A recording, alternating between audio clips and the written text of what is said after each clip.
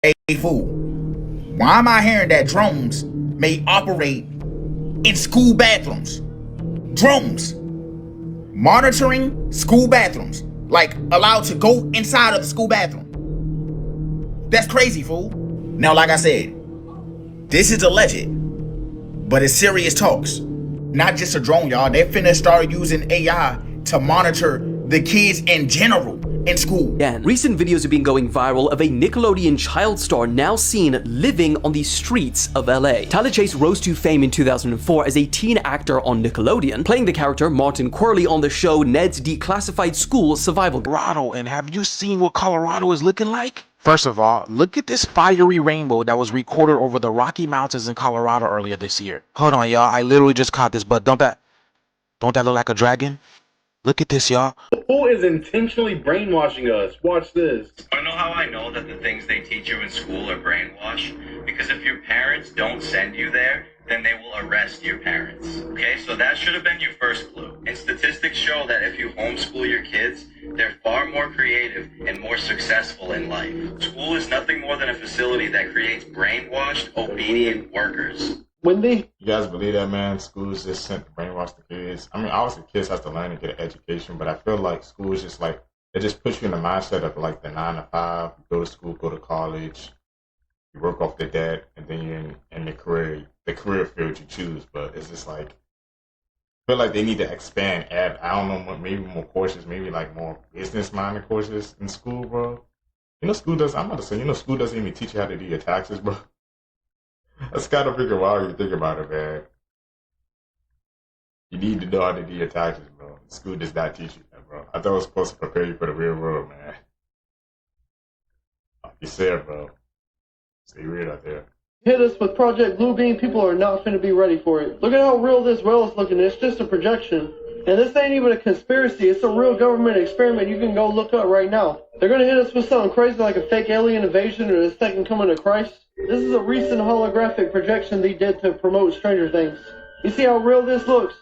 A mass deception is coming because they know that the people are waking up and they're panicking. There's going to be a mass deception that's going to create fear throughout the whole world. And they're going to use this fear to confuse you into giving up your freedom. And that's how they're going to get your ass, because that's how it's always been. They always control the population by creating fear and then using it to manipulate the people. Or they're going to use this to fake the resurrection of Christ. They're going to fake the rapture so that all the actual Christians out there are going to think that they didn't get raptured. That's going to be the last trick right there that the devil uses against people. And there's going to be a lot of Christians losing their way when that happens. So the only question remains is, what are they going to do? What's going to be the mass deception they're going to give us? And are you going to be ready for what's coming? Let me know in the comments, y'all, what y'all think. Give me y'all's opinion. What was King Kong trying to really tell us here, guys? What the? That fake dome, bro. What? We under a dome. Ah! What is this? He got really upset when that happened too. Why is that little girl looking up like that? Shh, say it. It's just a movie, right? But what was King Kong really trying to tell us? What does that have to do with King Kong? Right? Why is he throwing things into the sky and then something breaks? People are saying that they're trying to tell us that the sky's not real. Stop playing with me, son. This video is for entertainment purposes only. I don't know what people are talking about because that's just a movie and that's special effects. Plane was shot, and plastic shards from the windshield tore into his eyes. Now, at the hospital, the surgeon noticed something strange. You see, injuries like these usually cause swelling as your body tries to get rid of the foreign objects. But the plastic pieces didn't activate his immune system, meaning they could stay in his body for a long time without any harm. Now he figured if he could put this kind of plastic in someone's eyes, he could replace their damaged lens, curing their blindness. And he eventually invented the first permanent contacts. Now millions of people can see again, all thanks to one pilot's injury. Just the fact that we don't even need AI, right? We don't need it. It's not a necessity, but it has used way more water than any bottle company combined in the world. Yeah, this year alone, it has used more water than any water bottle company combined. Not good. For something we don't even need.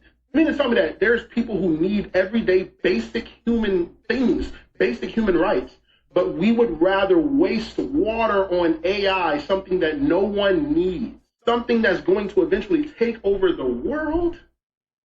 I'm trying to understand the level of evil and deprived that rich people could be, that they would create something like this that's going to replace the average human being, and is going to also use our necessities to do so, and our tax dollars as well. I feel like no one is making a big ruckus about this. Y'all are just rolling over and letting these people win. Like, dude, like use your voice, use your platform, speak about these things, dude, because the fact that there are multiple countries around the world with no water, but we would rather use water on making a fake AI character of ourselves or something like that. Are we serious right now? Are we dead serious? I didn't know that. He said they'd use more water than all the water leaking companies combined. We're going down a slippery slope, bro, with this AI. All with this AI mess. And like you said, man, the AI is freaking replacing people. It's replacing human jobs. So that's why I said, man, people got a voice. You got to fight back against that, man. You guys think AI is going to be the downfall of humans, bro? Like you said, man, these billion-dollar companies, they be pouring billions into AI, bro. I don't think they know what they're doing, man. They just want to be, I guess, the race that who's going to have the best AI model or system.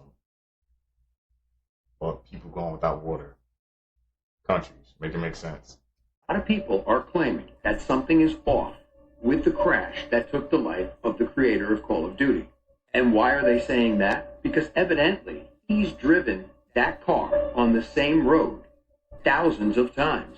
And that type of tragedy occurred in a place that he's very familiar with. And if you're unfamiliar with who Vince Sapillo is, that's him right there. May he rest in peace. Many know him and many enjoy playing all of his Call of Duty games. Like many, I've reviewed this video multiple times. And it's just tragic to watch it even over and over again.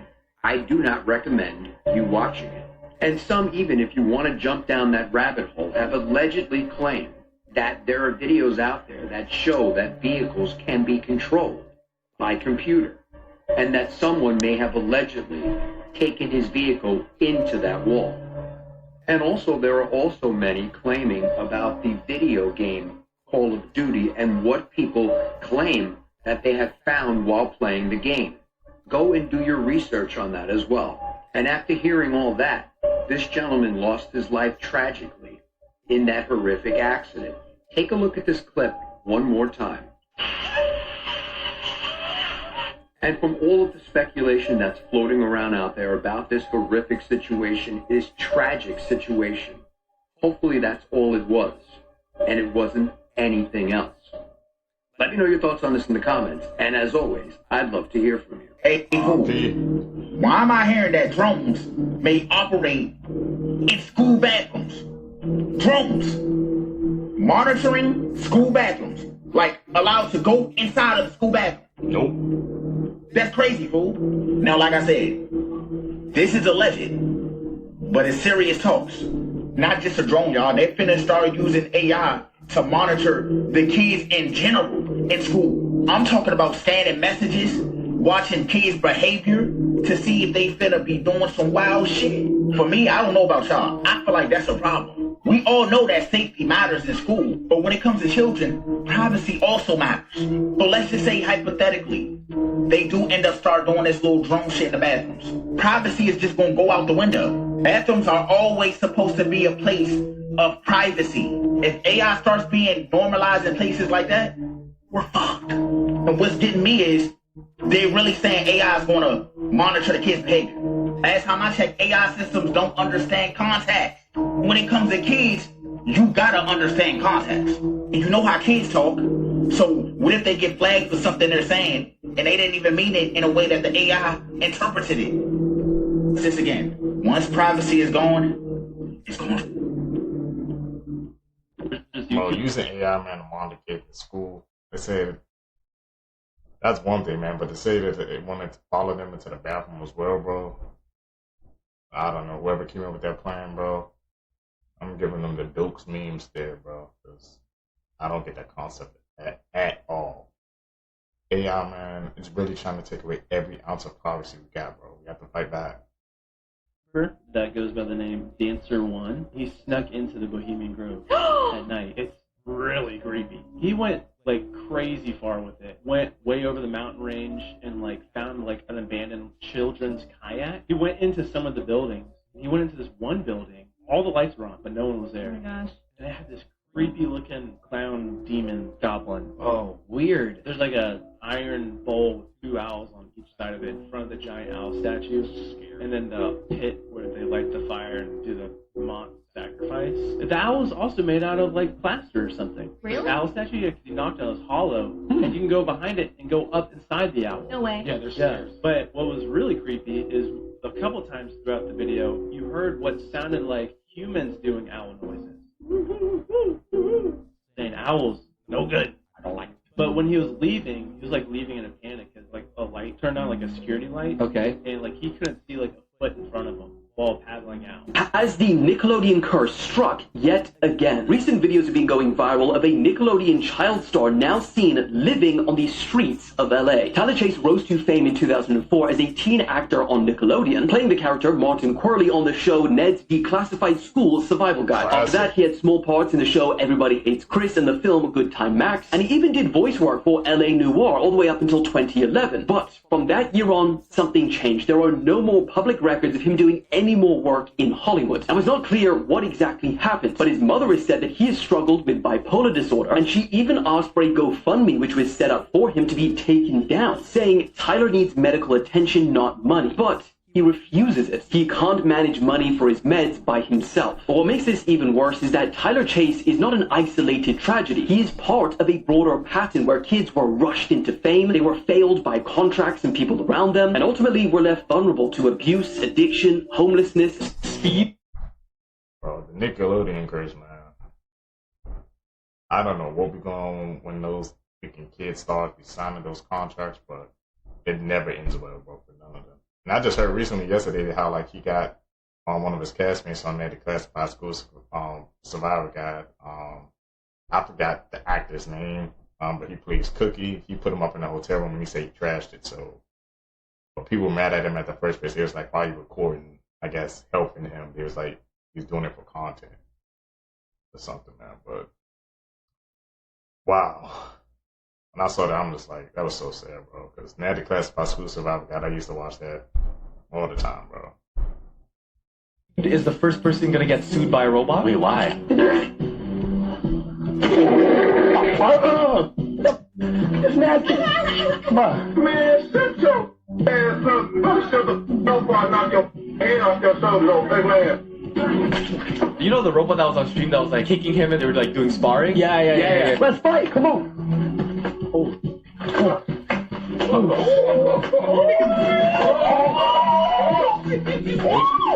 fighting what though? What's up?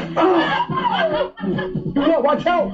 Watch out! He was doing unnecessary things to like he was hopping it. So now the creators of that robot are suing him because the robot got injured and he was supposed to like do a lot of more shoots, but because Speed did all that thing, it ruined all his bags. So That's kind of fair though. He damaged it. But like, oh man, it's crazy. But it is almost dystopian. Like, oh, he got sued because of a robot. Get your ugly ass out, man. Alright, bro, watch out, man. Yeah, that's it. That's it. Yep, that's it. That's it. Yup. That's it. Yup. No, that's it.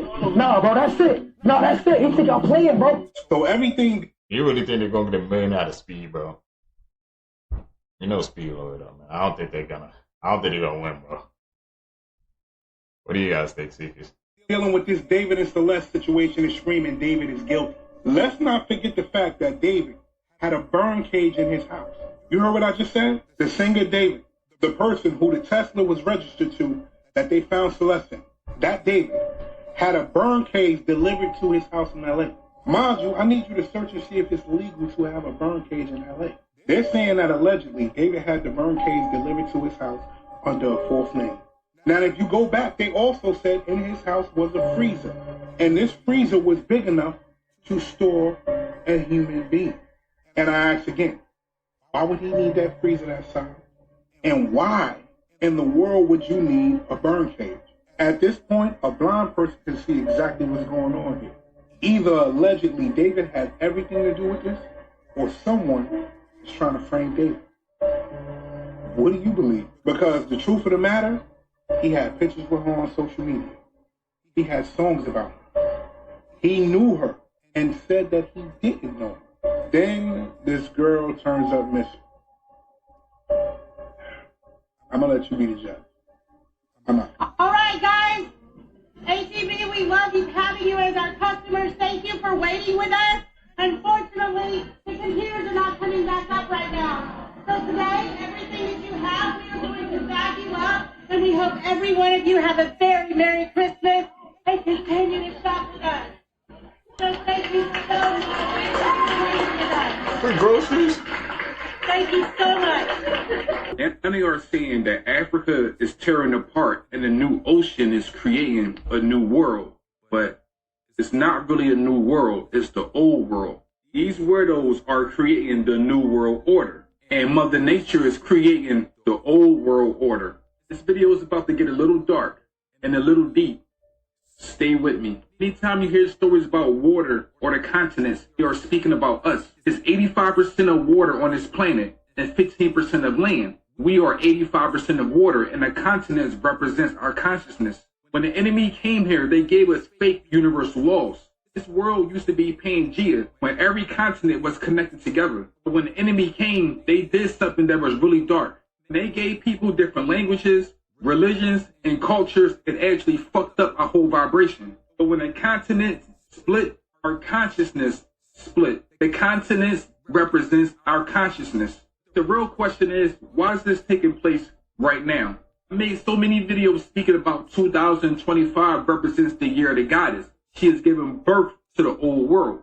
2025 is number 9. Once you pay attention to the language, you will understand that feminine is really number 9, the flower of life. She goes on forever. Africa is tearing apart. A new ocean is forming or reshaping the new world. What they really want to tell you is this. The goddess is giving birth. Her water just broke. Universe do not care about the new world order because the new world is what fucked everything up. We need to go back to the old ways of doing things where we was more connected to nature, the universe, the stars, the moon, the planets, everything. It used to be a time where all of our hearts was vibrating at the same frequency. If my heart beat, your heart beat. If my heart stopped, your heart stopped. When you exhale, I inhale your breath. When I exhale, you inhale my breath.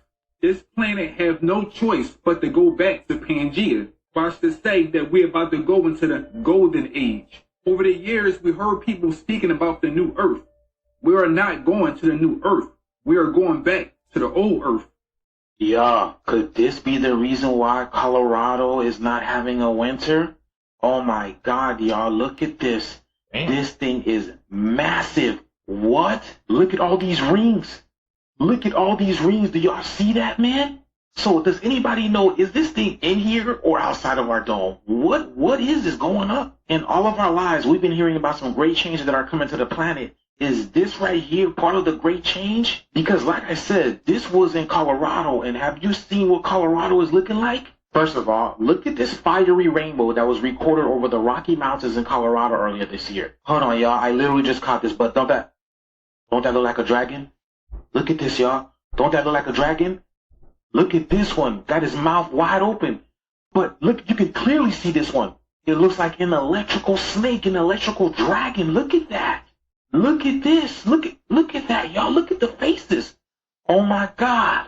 Everybody is saying Colorado is feeling like June right now, y'all. So how can Colorado not experience this type of weather with this? Look at this. Look at Colorado.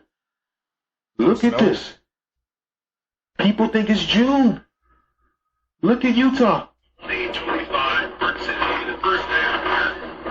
And as you can see, if you've heard of the news that there's not much snow out in the mountains, you are correct. There's snow over there. Up high. Barely. Not down here. Look at what Colorado looked like last December compared to this December. Look at all the snow on this, right? Now look at this. This thing is completely bone dry. Imagine you paying for a trip that snow's supposed to come along with it, but you don't get the snow. So what do? Do you still go? But yeah, y'all, the shit is here. Y'all see it. Y'all feel it. Let me know what you guys think about this video. Let's get it. Peace out. Crazy, bro. The weather changing up, switching up, man. I think it's supposed to snow. It ain't snow, not one bit, bro.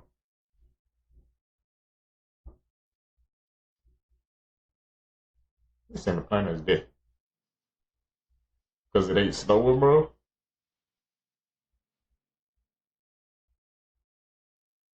But that is weird though. Usually in Colorado, yeah.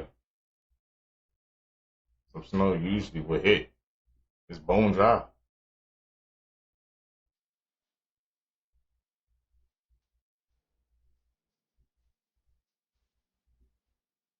That's the way it comes. Amazing facts you didn't know, part 3. There are more than 1 million ants for every person on Earth. The longest underwater kiss lasted 20 minutes and 11 seconds. Stubbs, this orange cat, was the mayor of Tahkeetna, Alaska for 20 years. Stephen King bought the car that nearly hit and killed him in 1999 and smashed it with a sledgehammer. The Empire State Building has its own zip code. You can see 4 different states from the top of Willis Tower in Chicago. If you go to a McDonald's in the Philippines, you can order a McSpaghetti combo. Google was nearly called back rub. It's impossible to hum while holding your nose. Try it out and follow for more facts. Oh yeah, he's telling the truth. I could not. Stop scrolling because this has to be one of the scariest skinwalker encounters ever. Reddit user Troutmaster said that his ward at church purchased a piece of land. It was a wooded area with a little bit of swamp. When he was a teenager, him and his buddies would always go there for campouts. And at night, when it was pitch black, they would all play manhunt. One time, they all got down to one person whose name was David. They had split up and gone deep into the forest towards the swamp because it seemed like it was impossible to find him. They thought that he might have gone a little bit further than they usually went. They started getting into some more muddy and wet terrain. As they got closer to the swamp-like area, they saw David out in the swamp. He wasn't wearing any shirt, and with the spotlight on him, he looked super pale. He just stood there and didn't say a word. You could seriously tell that something was off. Then, all of a sudden, they heard David from behind them yelling and trying to get their attention, which meant that what they saw in front of them wasn't David. They yelled and ran back to the campsite as fast as they could. I got Slender Man vibes, man, when I saw that this clear face. I mean, they was out in the woods. It was late at night. Maybe the moms was playing tricks on them, man. That's why it's got to be real good surroundings. But to say he was that pale and he can't have no face, yeah, I definitely got some Slender Man vibes. Hopefully, I'm not the only one, man. Seemingly normal photos with disturbing backstories, part 1. This photo shows Apollo 1 astronauts praying as a joke, and not a single one of them returned back to Earth. This is a photo of a man smiling in the trenches during the war, but he wasn't smiling because he was happy. He was smiling due to shell shock and borderline insanity. This just looks like 3 girls taking a selfie, but the light in the background is actually a train which hits and ends all their lives just seconds later. Pictures tell a story. Creepy photos that can't be explained. This photo was taken in the basement of a house that was for sale a few years ago. The photo was taken by a realtor because he wanted to show his clients the house. Everything looks completely normal in this house until you look at the left corner. What appears to be a fairly transparent woman is standing towards the bottom of the stairs going to the basement.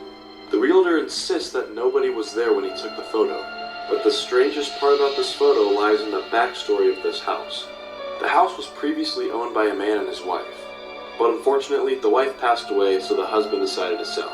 Another reason why the man wanted to sell his house is because after his wife passed, he kept hearing strange noises in the middle of the night while home alone. What do you guys think? Who or what was captured on camera? Like and follow for more.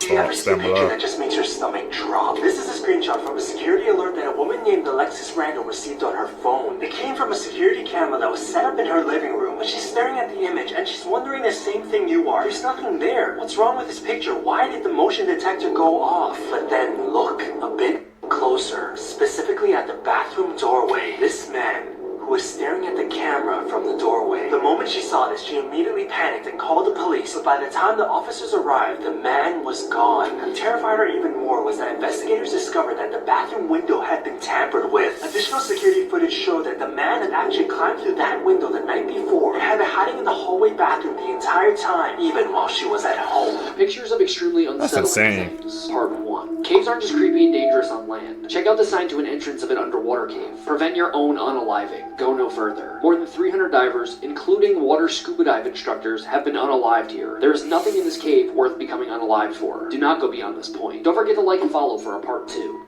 A mum who wrote a book to help her own children deal with the grief of the death of their father has just been arrested on suspicion of his murder.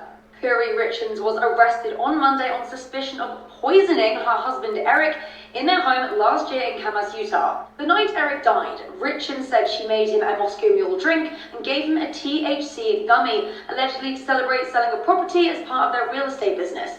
She then apparently went to soothe one of her children before coming back to find him passed out and stone cold around 3 a.m.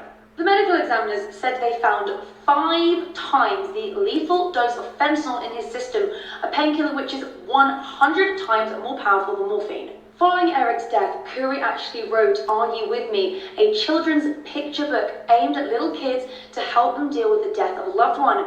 She did television interviews, editorial articles, but now it looks like police think she was the one who in fact killed her children's father. Now, the motive around the alleged murder has not been confirmed, but she did change herself on Eric's life insurance to be the sole beneficiary before he died. Money. And in a shocking discovery, a warrant actually claims Eric noticed this and changed that back as well as his power of attorney and handed it over to his sister in complete secret without his wife finding out. Why? He was allegedly scared she would kill him for the money. Court documents have shown that Richards bought $900 worth of fentanyl pills just before a Valentine's Day meal where Eric became really sick and suffered an allergic reaction but luckily survived. However, 2 weeks later she brought another $900 worth of fentanyl pills when days later he died of an overdose. This is a shocking story with a lot more details. To hear all about it, head to dailymail.com. My man pulled a 9,000 IQ move, man. He switched everything out before it happened because he knew, man, he had a gut feeling, like he said, that his wife was freaking trying to take him out. And look what happened, man. She thought she was going to get that money. He said, nope. I'm going to switch it all out. Gave it to her sister, man. And the fact that she wrote a book, knowing what she did, this world is a crazy place. So you like anything creepy, but have you heard of Eli Walkie?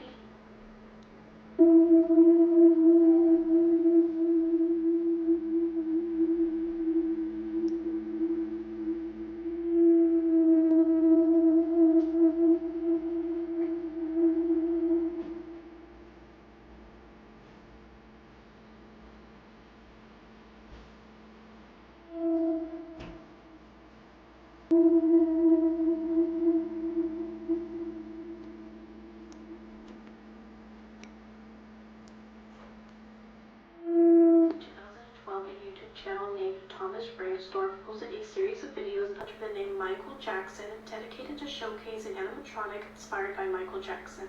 This animatronic was named Eli Walkie, aka El Hihi. His creation was to honor Michael Jackson during his Thriller era. This video became so popular that in 2019 a gaming studio called Deadly Crow Games made a video game called Escape the Ayuwaki. Now I don't know about you, but this video is just so creepy and I cannot imagine having this animatronic in my home. Shh. Stay still. Stay still. Now, if you think that woman's overreacting, then you really have no idea what she's up against. It's arguably the most dangerous animal the average American has never heard of. I had enough love. Those are javelinas. Also known as peccaries, they look like desert pigs. They're actually from a different family. They're the mascot of a sleeper build. They might look like some extra seasoned bacon, but they'll put you in a perma nap if you press them. The reason why? Those right there. They have tusks, and tusk stands for terriers like Kruger. Every year, people get sent to the ER after getting gored by this aggressive not-a-pig. One woman got mauled, and the peccary tore all the tendons in her arm to where she couldn't move her fingers. But it could have been worse because they're about yay high. If they catch the wrong part of your leg and sever your femoral artery, then you are to be an obituary. You cooked, my guy. Like most animals, they're not out here looking for phase, but there's 2 good ways you can get got, and one is if you get too close to their spawn. They will run up on you in the name of parenthood. Speaking of run as fast as you think they are faster. But things can get real critical if you're walking your dog. Why? Well, javelinas have a lot of predators. One of them are coyotes. And what's a dog to a peccary with canine bias? Yeah, your pet can get profiled and get y'all both packed up. And also, since they travel in groups called squadrons, you can really get packed up by a squad of swine. Also, they have poor eyesight, so any movement can be a threat. So if you're ever in the US Southwest and peep a peccary, you're gonna want to keep your distance, make noise so they can avoid you, and if it gets close, throw something not at them, but near them. And remember, most injuries come from people walking into them or even feeding them, so mind your manners, you'll probably be alright. The more you know.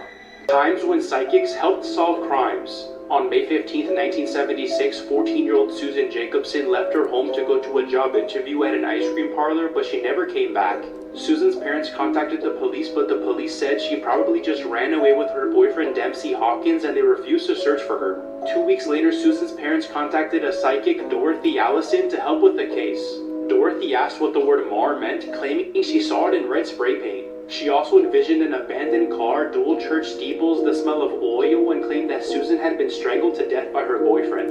Then 2 years later, 3 boys stumbled across Susan's body as they were hunting. At the site was the word Mar, spray painted in red on a rock, dual church steeples, an abandoned car, and 2 oil drums which contained Susan's body. Plus, evidence at the scene showed that Susan had been strangled by her boyfriend Dempsey Hawkins, who was then sentenced to 22 years to life in prison. That is sad. Why did that family need to hire a psychic to do the police job? That's what the world come to, man. We gotta hire psychics, man, instead of police actually doing their job. And she nailed it too. I've never been to, you know those people who, like I said, they be seeing through the crystal balls or something like that, or reading your palms. I've never been to one before, but she was right on the money, so I guess it turns out it's accurate, I guess, sometimes. Who knew?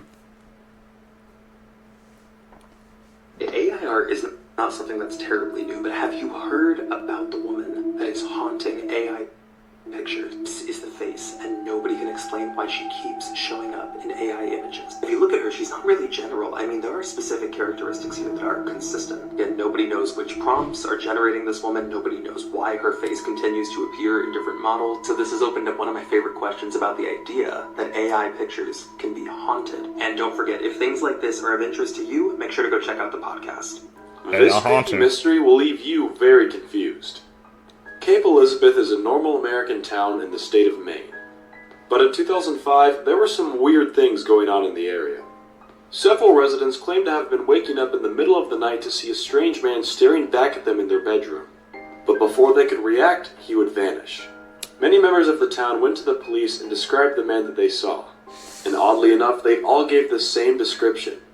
This is the face of the man who everyone claimed to see in their rooms at night. This sketch was featured on the local news, and several people around the area called in with suspects. However, the police never arrested anybody, and the man was never seen again. So what do you think happened? Could have been a roamer. Maybe. That's my best guess. People saw them in the middle of the night, but the police has no idea where that man was at. That's my best guess, man. He was a roamer. That's all I got for you today.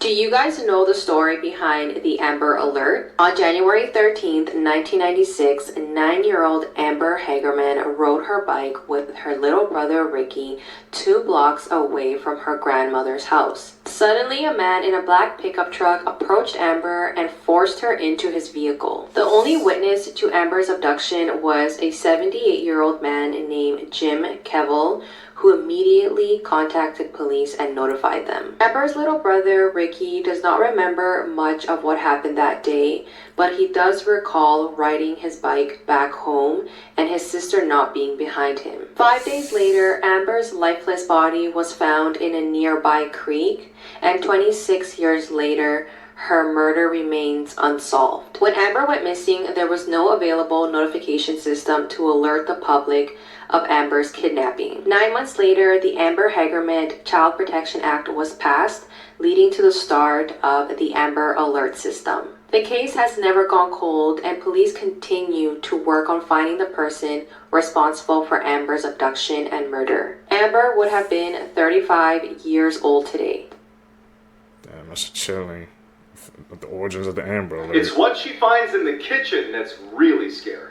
In the early 90s, a young girl was sleeping in her mom's bed when she suddenly woke up for no reason. She looked at her door and she saw her very affectionate cat kind of meowing down the hall as if someone was coming up to pet it, but she was next to her mom and they were the only ones in the house. The girl shakes her mom awake and points to the cat just as a man is walking past the door and disappears into the room across the hall. Before the man could come back out and find them, they both jump out the window, run across the street, and call the police. When the police arrived, the guy is nowhere to be found, but they do discover that the front door was unlocked, so that had to be the way he got in and out. But the mother swears up and down that she locked that door before she went to bed. A week later, the mother's cleaning their kitchen, and she opens up the water heater closet where she finds this notebook that inside is their names and pictures of them in it, along with a pair of surgical gloves. Which means someone had snuck in at some point, was living in that closet spying on them, and then walking around their house at night.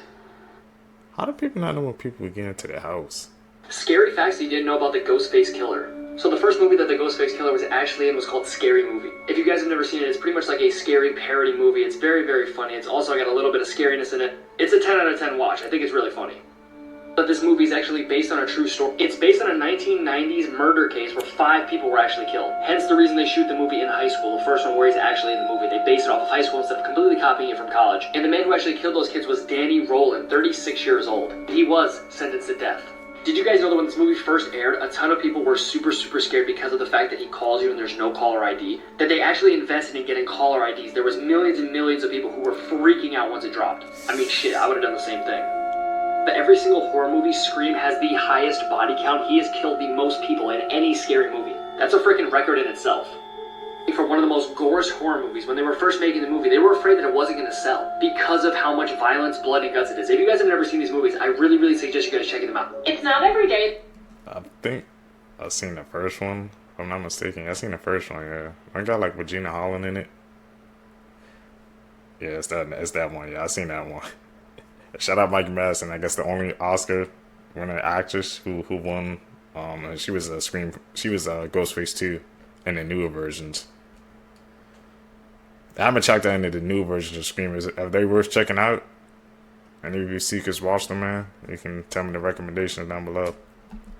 That a serial killer goes out of their way to apologize for crimes they've committed, or to go out of their way to save an innocent man for being blamed for the murders that the serial killer actually did. The only problem here is the serial killer let the other guy off scot-free by murdering the judge who was putting the innocent man on trial. This man, Will Graham, was accused of being the Chesapeake Ripper, who allegedly not only murdered several people, dismembered them, and ate their organs. The only problem, Will Graham was not the Chesapeake Ripper, but his bestie and psychiatrist Hannibal Lecter was the Chesapeake Ripper. And Hannibal Lecter's actually the one that framed Will Graham in the first place. Hannibal wanted to get off scot-free, he needed somebody to take the fall for him. But he realized during the trial, while seeing Will locked up, that he actually really cared for Will and didn't want to see him take the fall for this. So he causes a mistrial by murdering the judge in a style in which only the Chesapeake Ripper would know to do. He completely knocks the top of the judge's head off of his body, takes out his brain and heart, and makes the judge's body hold it in like a balance, and strings him up in the courtroom for everyone to find when they're coming in for the verdict. This causes a mistrial and saves Will Graham's life. The killer wrote you a poem, Will. Are you going to let his love go to waste? Which I think is another big reason why the heart and the brain are in the balance in the judge's hand. Because Hannibal Lecter knows logically that he should let Will take the fall, but his heart says, no, I love Will, I care for him a lot, and I don't want to see him get ripped away from me. Imagine if your grandparents disappeared, like completely without a trace. Welcome to Creep Time on TikTok with Silas Dean. This is the haunting story of Charles and Catherine Romer. On April 8th of 1980, a wealthy elderly couple named Charles and Catherine check into a Holiday Inn right off I-95. They're just on their way home from a vacation. But to put this in context, this wasn't a usual choice for them. These were two very well-off people, so to choose a Holiday Inn, it wouldn't have been typical of them. But not long after checking into their room, the couple seemingly vanished. After 2 or 3 days, hotel management became concerned that they hadn't seen the couple leave their room, so they went to go check on them. This was only to find that their room had never been slept in. inside the room were all of their clothes, their travel diary, and over $60,000 of Catherine's jewelry. Hotel staff then goes out to the parking lot and finds that their car is missing, but no one ever saw them leave. At the time, only one witness comes forward saying that they saw this car miles away at a restaurant circuit. But after they interviewed people at the restaurant, nobody remembered seeing this couple. Despite search efforts, they were never found after that night, and no one really knows what happened to them. To the Romans? I think it was probably money motivated. Let's talk about more of the worst things someone's confessed to before passing. This brings us to the town of Dayton, and for 17 years, they were left wondering what happened to Christine Kett. So on a cold and snowy afternoon, a real long time ago, on January 11th of 1967, neighbors of Miss Christine Kett, so in this story, there's Mama Christine Kett and there's Daughter Christine Kett, and Daughter Christine Kett has a brother. So the brother arrives home from work to find his 18-year-old sister in the floor, her head's been bashed in. There's blood all over this kitchen floor. There was a pew-pew found next to her, which had not been fired off, and there were also pieces of her skull found nearby. So Mama Christine arrives on scene, gets kind of caught up with what happened. She was supposedly on a shopping trip all day, and no one's seen her since the morning. So Mama Christine, her boyfriend, and the brother are all questioned, but they're let go. I mean, this is the 1800s. It's, This case goes cold for 17 years. People are left wondering what happened to Christine, until March of 1884, when Mama Christine gets real sick and she calls her son to her side. Mama Christine confesses that Daughter Christine was supposed to be whipping up supper, but she got home late, so the argument escalates and escalates till Mama Christine picks up an axe and starts bashing Daughter Christine's head with it. This was a complete sneak attack, and Daughter Christine stands no chance. She passes almost immediately, and then Mama Christine's like, oh, I need an alibi, so she says, what better alibi than that I was shopping? Mama Christine also makes him promise to not tell the cops what happened until he's about to pass, but after his mom passes, he goes to the cops and tells them what happened. Supposedly the locals weren't too surprised about this, because at the funeral, Mama Christine ain't shed a single tear, so that's pretty scary. January 17th, emergency responders responded to an emergency at a Waterbury, Connecticut home. When they got there, they found a 32-year-old man who had been locked in his room since he was 11 years old by his stepmother. According to the man, his stepmother, Kimberly Sullivan, had him locked in a room and was only giving him sandwiches 2 times a day, and she has been doing that for the past 20 years. The man's father had passed away, and his birth mother was never in the picture, and therefore he was left with Kimberly Sullivan. Now, back when he was a child, the police were called and Child Protective Services were called from the school on Kimberly on multiple occasions, and no one intervened on behalf of the child. And now this man was found inside of the room 20 years later. He is so frail and thin and gone through so much that he is traumatized. And this woman acts as if she's surprised by the charges. According to the victim, he purposely set the house on fire so he would be found, stating that he wanted his freedom from her. When emergency responders found the man, he only weighed 68 pounds. And according to the victim, he was locked inside of that room for 20 years for 22 hours a day. The victim stated that he was only let out the room to complete chores, and multiple times he was forced to drink toilet water because he was so thirsty. And this woman shows up to court with a cross on her chest. So I'm obsessed. Imagine not being able to leave your room. You only get like 2 hours of freedom a day. And then you just right back in with 2 sandwiches. That's it. No entertainment, no nothing, man. My mind will go insane. And he survived that for over 20 years. And she coming to court with a cross on her chest. After like she didn't do nothing wrong. It's with these people, man. With the dark side of Disney. And did you know there's a horrible period of accidents at Disneyland that doesn't really get talked about a lot? It's been referred to as the Disney Dark Ages. It was from 1997 to 2003 when this guy, Paul Pressler, was the president of Disneyland. Paul basically decided they were no longer going to do scheduled maintenance on rides. They were only going to fix rides when they were broken. Did it save money? Sure. But this resulted in some of the worst accidents the park had ever seen. One of the worst being that of Brandon Zucker. In 2001, Brandon Zucker was on the Roger Rabbit ride, which was already having maintenance issues. An employee put Brandon on the wrong side of the car, and when he put the lap band down, it didn't close all the way. So at one point in the ride, Brandon tumbled out of his seat and was hit by an oncoming car. The car pinned him and dragged him down the track before anyone could do anything. Also, at the time, Disney employees were not allowed to call 911. They had to call park emergency services, who then called 911, so it took a while for anyone to come get Brandon.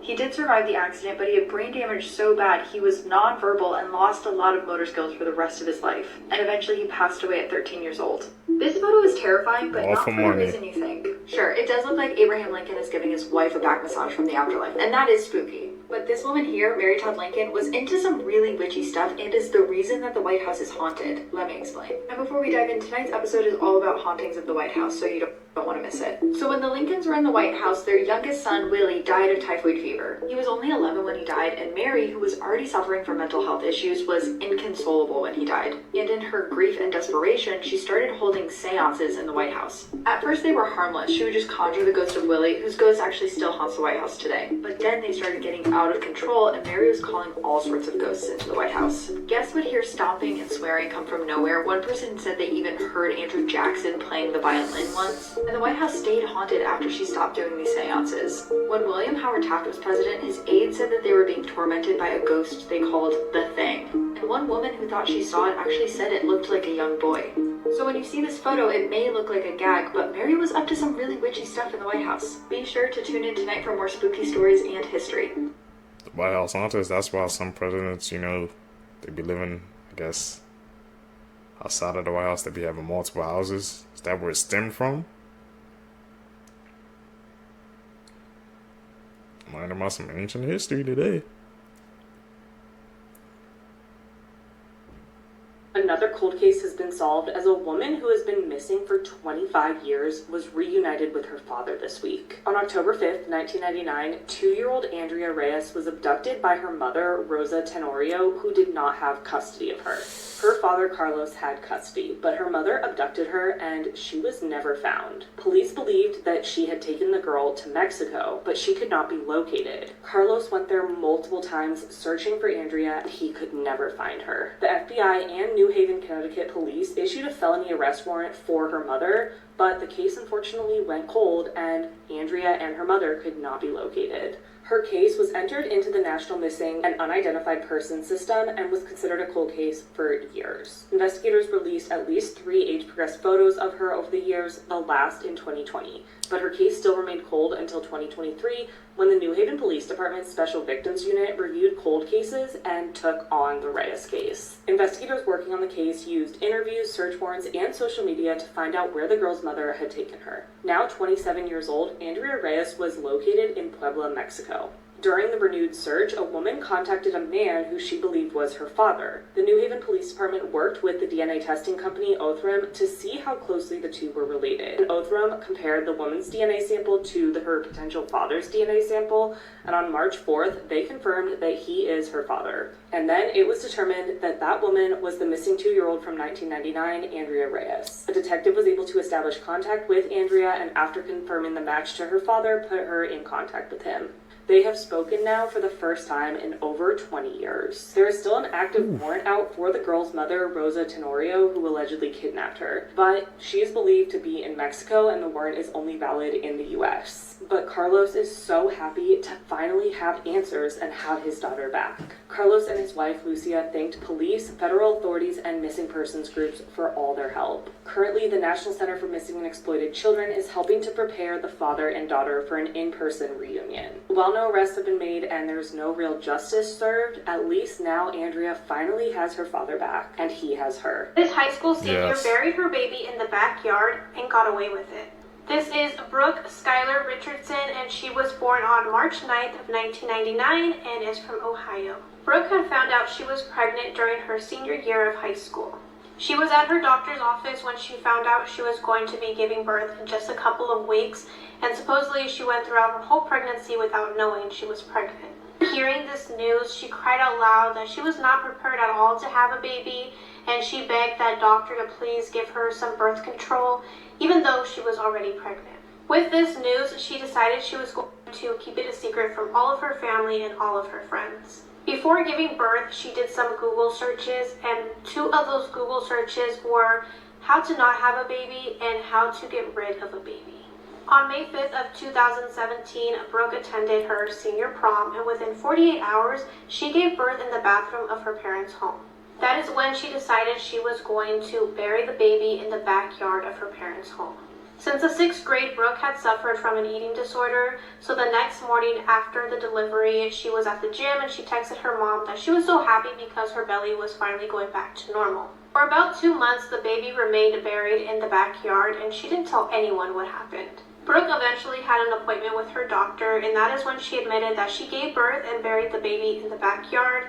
And once the doctor found out about that, they reported it to the police. On July 14th of 2017, the baby's skeletal remains were dug up from the backyard. The initial autopsy revealed that the baby was partially charred and died of homicidal violence. In a recorded interview with police, they had came up with the idea that Brooke may have tried to do a cremation for the baby, and later on, Brooke agreed that she did try.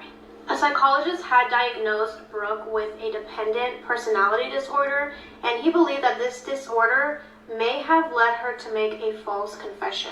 After trial, Brooke was not convicted on the more serious charges because prosecutors could not prove their case. Brooke was able to go to college and she ended up working part-time at a law firm, and these are the people that had represented her in court. Her probation had ended in 2020, but it was supposed to last for 2 more years. How rare your body is? If you have golden blood, you are one of 48 known humans on Earth. 1% of people carry a gene mutation that lets them sleep for 4 hours a night without feeling tired. I want to know when we can clone that, because that would be great to have.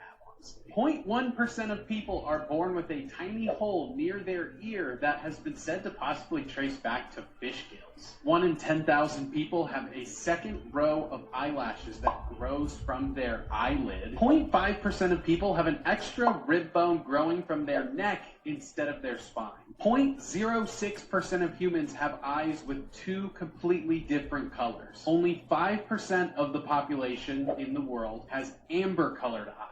5% of people have extra taste buds that make bitterness and sweetness way more intense. Less than 1% of people have a gene mutation that makes their bones nearly unbreakable. Only 10% of people can voluntarily wiggle their ears. I definitely cannot do that. 35% of people never get at least one of their wisdom teeth, not even hidden under their gums. School is designed to make you a worker on purpose. If you look at the school system, like real talk, what do you do at a 9 to 5? Work. Most shifts are what? 8 hours. When you go to school, how long do you sit for? 8 hours. 8 hours. They teach you how to raise your hand when you're spoken to. Walk in single file line. Not one time did they ever teach us how to run a business or a banking account or structure money. Because the world is designed for businesses, but we workers have to keep showing up to pay taxes so they keep getting richer. Fuck that, start a business. This man is exactly right. All the big business magnates at the time, like the early 1900s, designed it to be this way. Stay weird. Bro, he was straight spitting, man. I didn't even put 2 and 2 together until he started talking about it, but it was making sense. Yeah, school, you sit 8 hours, you go to work, 9 to 5 to 8 hours. You speak when you're spoken to, you raise your hand, being compliant. But like you said, bro, school didn't teach you how to do taxes. Like I said, they don't teach you how to figure out a business. Unless you go, like to regular college, I'm guessing, like for business, but bro, it just seems like, bro, the system is just designed, for us to be workers and be complacent, and those who break out are the business owners, bro. They get all the freaking money, bro, all the tax breaks and things like that, but not the workers. Make it make sense. Some of the greatest conspiracy theories of all time. Part 12. Make sure to get your Halloween merch before time runs out. When talking about traumatic Disney deaths, Bambi's mom is usually brought up. However, we never see the person who gunned the mother down. Or have we? Many old Disney films were drawn in 2D since the animation software was very limited. Because of this, many scenes, characters, and animations were reused in many different films. In a scene from Beauty and the Beast, we can see a reused animation of Bambi's mom. Since Bambi was theoretically tied into the world of Beauty and the Beast, many people theorized that Gaston was the person who shot Bambi's mother. This wouldn't be far-fetched since he boasts about his hunting skills many times in the movie. It could even be possible that Bambi's mom is one of the many deer hung on the wall of the lodge that he hangs out and drinks at. If you Never take knew. notice that more and more strange and uncanny events have taken place in our skies, whether they're during the day or at night, have increased dramatically over the past few months. Why do I say that? Because what was captured in Taylor, Michigan will have you scratching your head like I was scratching my own. Take a look at this video. I don't know, man. Earlier I could see it with my eye too, but let me zoom in. You can see it's not my phone. Look at this. 2 moons. Look at that, Dia. How weird. 2 moons. That's 10 plus zoom, but earlier I could see it with my eye. I could see that little moon thing. Like they're talking about the reflection of the, whatever the other day about the suns and all that, you know? Now, and look, it's not my, look, I can move it around. It's not like see the lights that are moving around like that, like light reflection. That's not. What the fuck is that, bro? What the fuck is that? I paused the video at this spot right here and enlarged what appears to be 2 moons in the sky is what he captured. What do you see? One of the scary parts about the whole thing is, as I said before, more and more unexplained things are going on in the skies above us, and they're being captured on camera.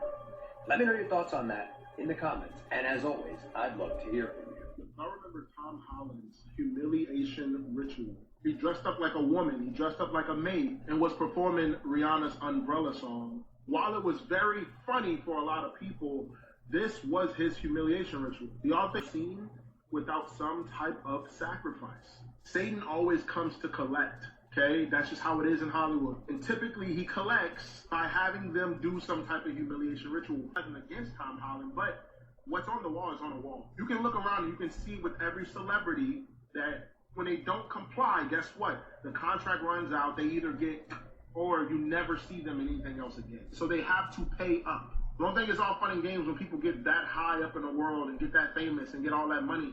It always comes with some type of consequence or ritual in the end. You always have to pay Satan back. I know a lot of you are going to be, oh no, you're reaching, it was funny, it was this, it was that. I want you to look at humiliation ritual. Go and do your own research for yourself. The reason why I'm bringing this up is because I just saw it again recently on Facebook, and I'm just like, dude, that was his humiliation ritual. That's the reason why, you know, eventually he had to come up and pay. He's the biggest Spider-Man in the world, guys.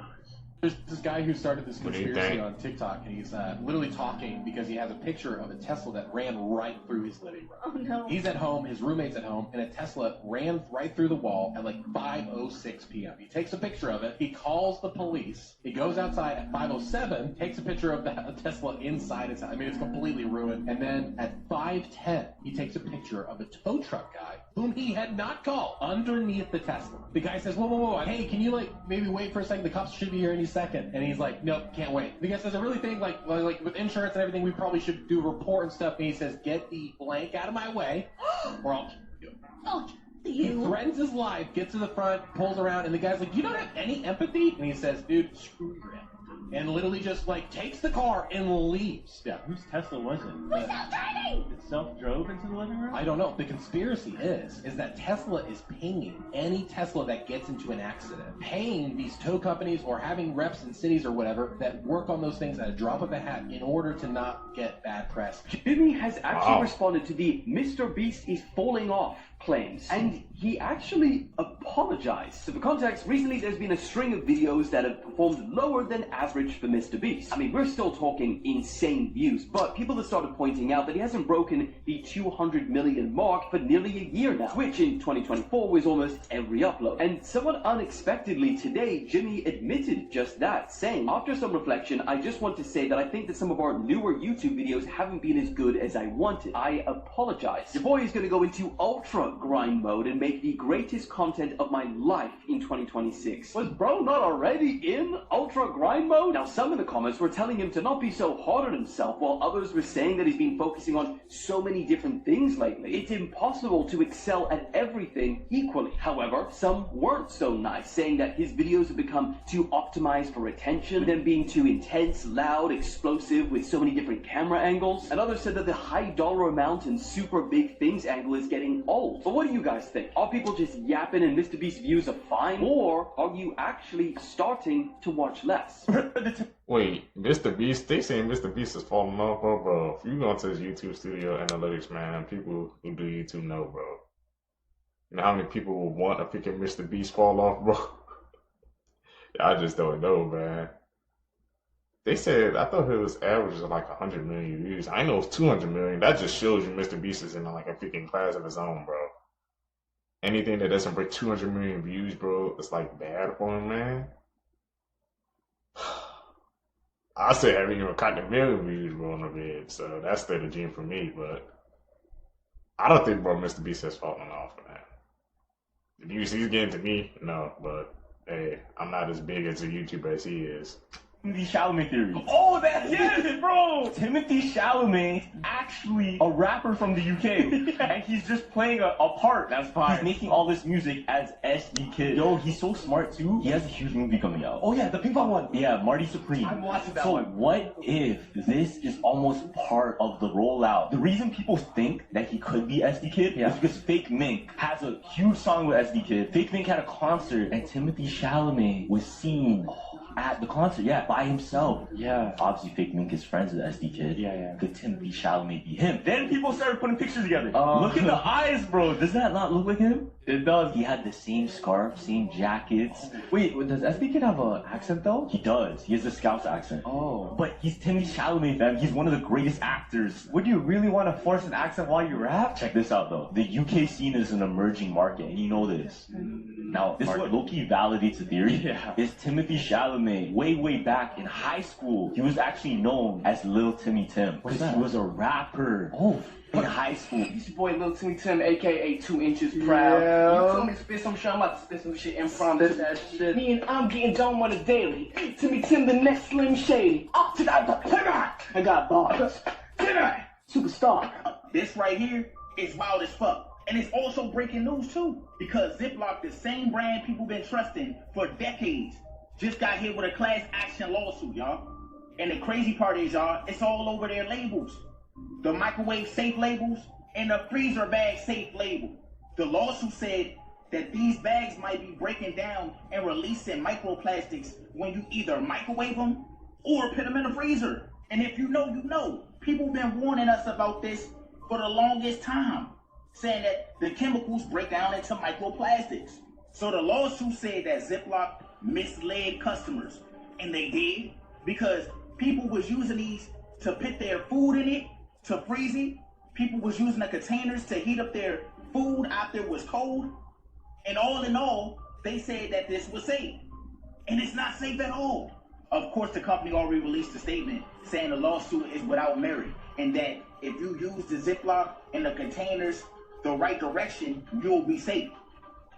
2025, we have been seeing things get exposed, new things come out the cut. So I'm just wondering what 2026 got in store.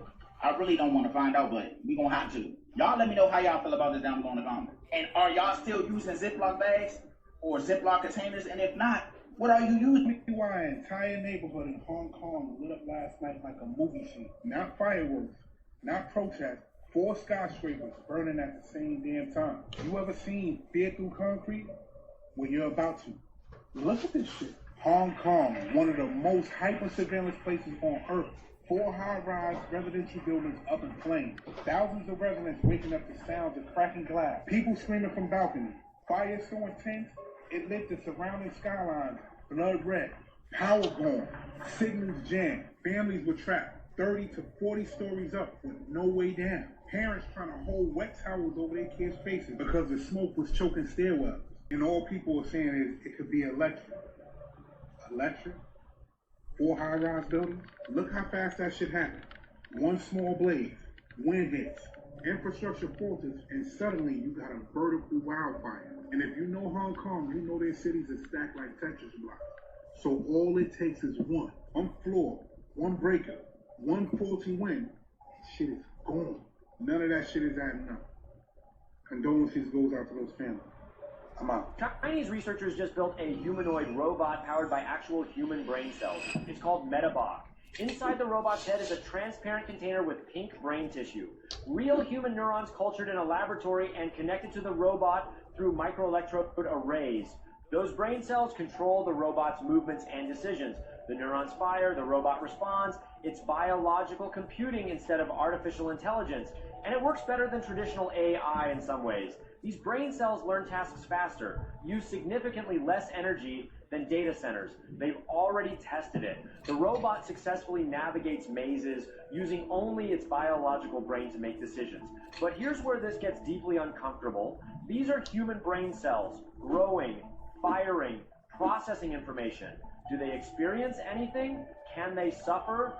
We're potentially creating conscious biological entities with no rights, no choice, no freedom, just programmed to serve, living slaves trapped in machines. China isn't asking these questions. They're racing ahead. And if these brain cells are aware on any level, we've crossed a line we can't uncross. The technology exists right now. It's not science fiction. It's happening in labs today. When we start powering robots with actual pieces of human biology, are we creating the future of sustainable AI, or are we building conscious slaves that can't escape? Bro, how many times I have to say it, man? iRobot, bro. This AI, they trying to give the robots so they can, operate faster and do tasks for us, man. It's gonna backfire on us, bro. The fact that they putting like a legit piece of a human brain in a robot just so it can make it do a task, man. I don't like that one bit, Seekers.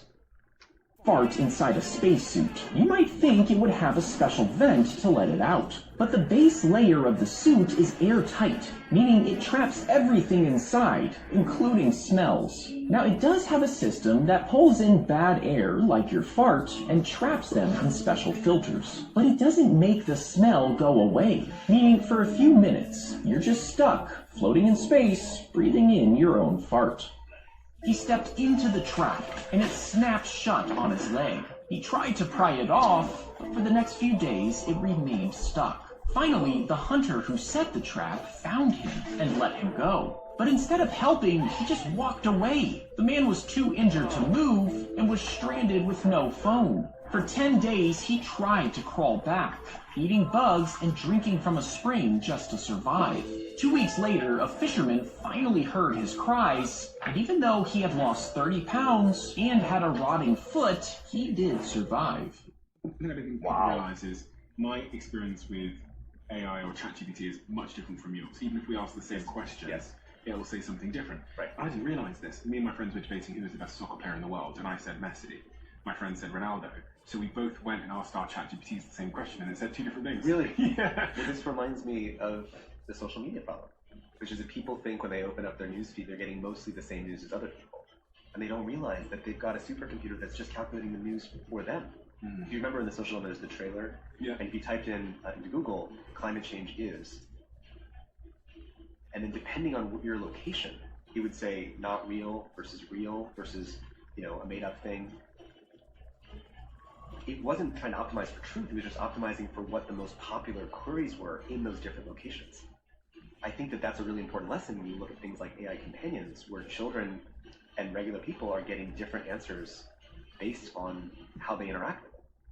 You mean Michael Jackson's still alive and he's living in India? So Michael Jackson was allegedly seen in India. So there's these videos of this woman in India. There's this woman walking around town and she looks extremely out of place. And there's this mysterious aura to this woman, and even the locals can't figure out where she came from. And she showed up to the village in 2010, a year after Michael passed. And this is where it gets more worser. When locals see her walking around, they can tell that there is something wrong based on the way that she walks. One of the legs moves more differenter than the other. Even some people are claiming that she wears hooves instead of feet. A lot of locals claim that she is an evil spirit. However, a lot of people are convinced that this is Michael Jackson. A lot of people claim that Michael Jackson faked his own passing. His videos of Michael Jackson just days before his passing look like he was in the most bestest shape of his life. And with a lot of people saying that not only does this woman look like Michael Jackson, but the walk also looks very similar to Michael Jackson when he was injured. And also, Michael Jackson right now would be old. If Michael Jackson was still alive right now, he'd be 67 years old and would have bad hips after years of dancing. And no, the person in the dress is not Fabio Jackson. Michael Jackson did always love India. Do you think this is Michael Jackson? I don't know, man. It just seems like what kind of coincidence, man. You know, the Michael Jackson movie get to come out now. All these Michael Jackson vids are popping up on TikTok. I don't know, man. I know. Did you guys see about those like two Michael Jackson impersonators? I guess he wasn't happy with the movie trailer or something like that, and he was going back and forth, and people were like, "Y'all really think y'all about to be in the movie?" Something like that, bro. That's crazy, man. But I don't believe. I don't think that was Michael Jackson. No. Mm-mm. Something big is happening, and you need to hear this. Dr. Stephen Greer just launched a brand new podcast today on January 15th, and trust me, the timing is no coincidence. He revealed that within the next 72 hours or so, we're about to see a massive wave of UFO and UAP disclosures. Think about it. Why the urgency? Why now? What's about to drop in the next 3 days that could change the way we see the world? If you're as curious as I am, or even just as skeptical, this is our moment to tune in. Let's stay informed, let's be prepared, and let's figure this out together. Here's just a taste of what he said on his podcast. Check it out. Hello, everyone. This is Dr. Stephen Greer, and this is the first episode of our podcast, Dr. Stephen Greer Podcast. And the reason we're starting this podcast now, rather emergently here today, is because we have a group of people who are in the process in the next 72 hours or so who will be coming forward with a great deal of information and evidence related to the UFO and NHI or extraterrestrial issue. And I think the public is going to need to have a source of perspective and context. And so lately, a lot of people have been coming across this in their skies. And I, for one, have been one of those people as well, too. And we're trying to ask people, what is this? I have my own theory what this is, y'all. But what is this? This thing is spanning across one side of the mountain all the way to the other side, past the sun. Can y'all see this long line of shadow that is projecting on the mountain? Okay, my whole life I've never seen this. This is a shadow on the mountain from the exhaust from that plane.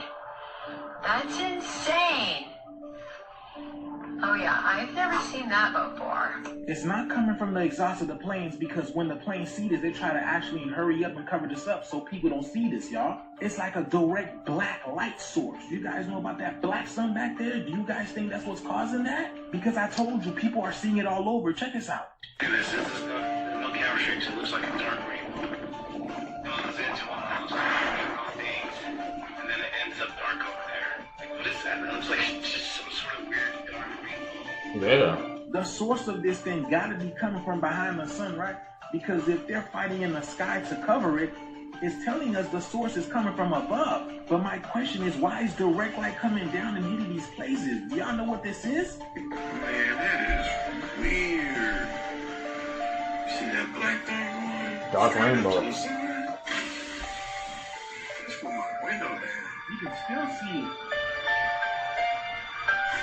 I saw this on my way home from work today. I don't know what it is. Can somebody please tell me? It was just a black line across the sky. I saw it twice and it disappeared both times. Look at this. Y'all see that fucking plane? Look at that. Y'all seen that? Look at this. Wow. Like I said, y'all, I have my own theories of what this is, but let me know that in the comments below if you guys know what this is, y'all. The ship is here. Let's get it. Stories about Disneyland, except this one there's actual proof. One time a guy went to Disneyland and was waiting to ride the roller coaster on Space Mountain. He was standing in line when a guy with red hair came up to him and started talking to him. He seemed nice, but he was a little bit odd. But the thing is, when the ride was over, this red-haired man literally vanished into thin air. The guest reported this incident and was told that he was alone the entire time. This guest might have just encountered a ghost people know as Mr. One Way. Rumor has it that he's the ghost of a man who passed away while on the ride in the 1970s.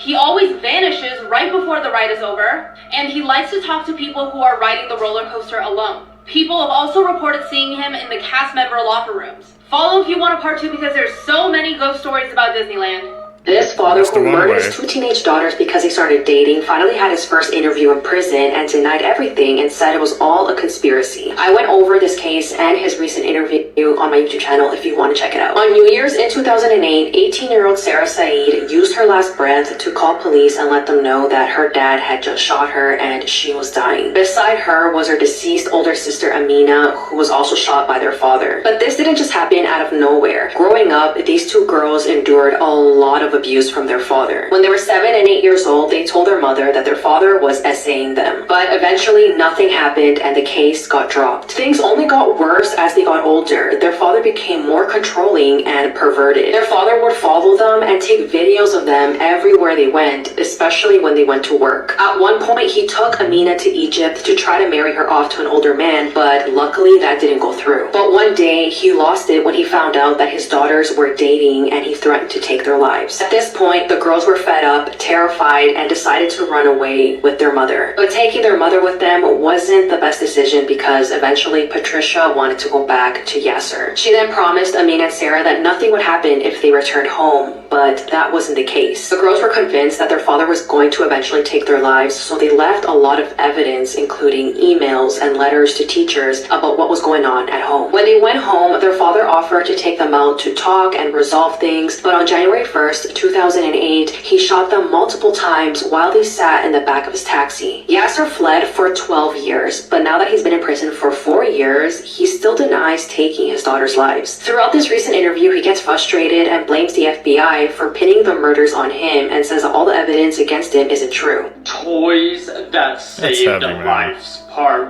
1. Back in 2016, when a group of kids were outside having a water gun fight, they realized that one of the apartments in their complex caught on fire. So the kids immediately sprung into action and started spraying the flames with their water guns. By the time the fire department arrived, there was no longer a fire. Next, in 2017, when a man got into a nasty argument at home, a young woman pulled out a knife on the man. Well, he grabbed the closest object near him, which was a toy lightsaber. He then somehow was able to fend off several knife attacks thanks to the toy lightsaber. Finally, from a story in 2020, a young girl was playing with a toy car outside when a wild raccoon came out of nowhere and lunged at the girl. Well, the girl then threw her toy car directly at the raccoon, distracting the raccoon long enough so she can run inside safely. I think the one that got to me is, man, the man who freaking took the lightsaber and turned into a whole freaking Jedi demon, bro. Like, fitted off 7 knives attacks, man, with the freaking lightsaber. Must have been practicing that, bro, when he was a kid. It came in handy.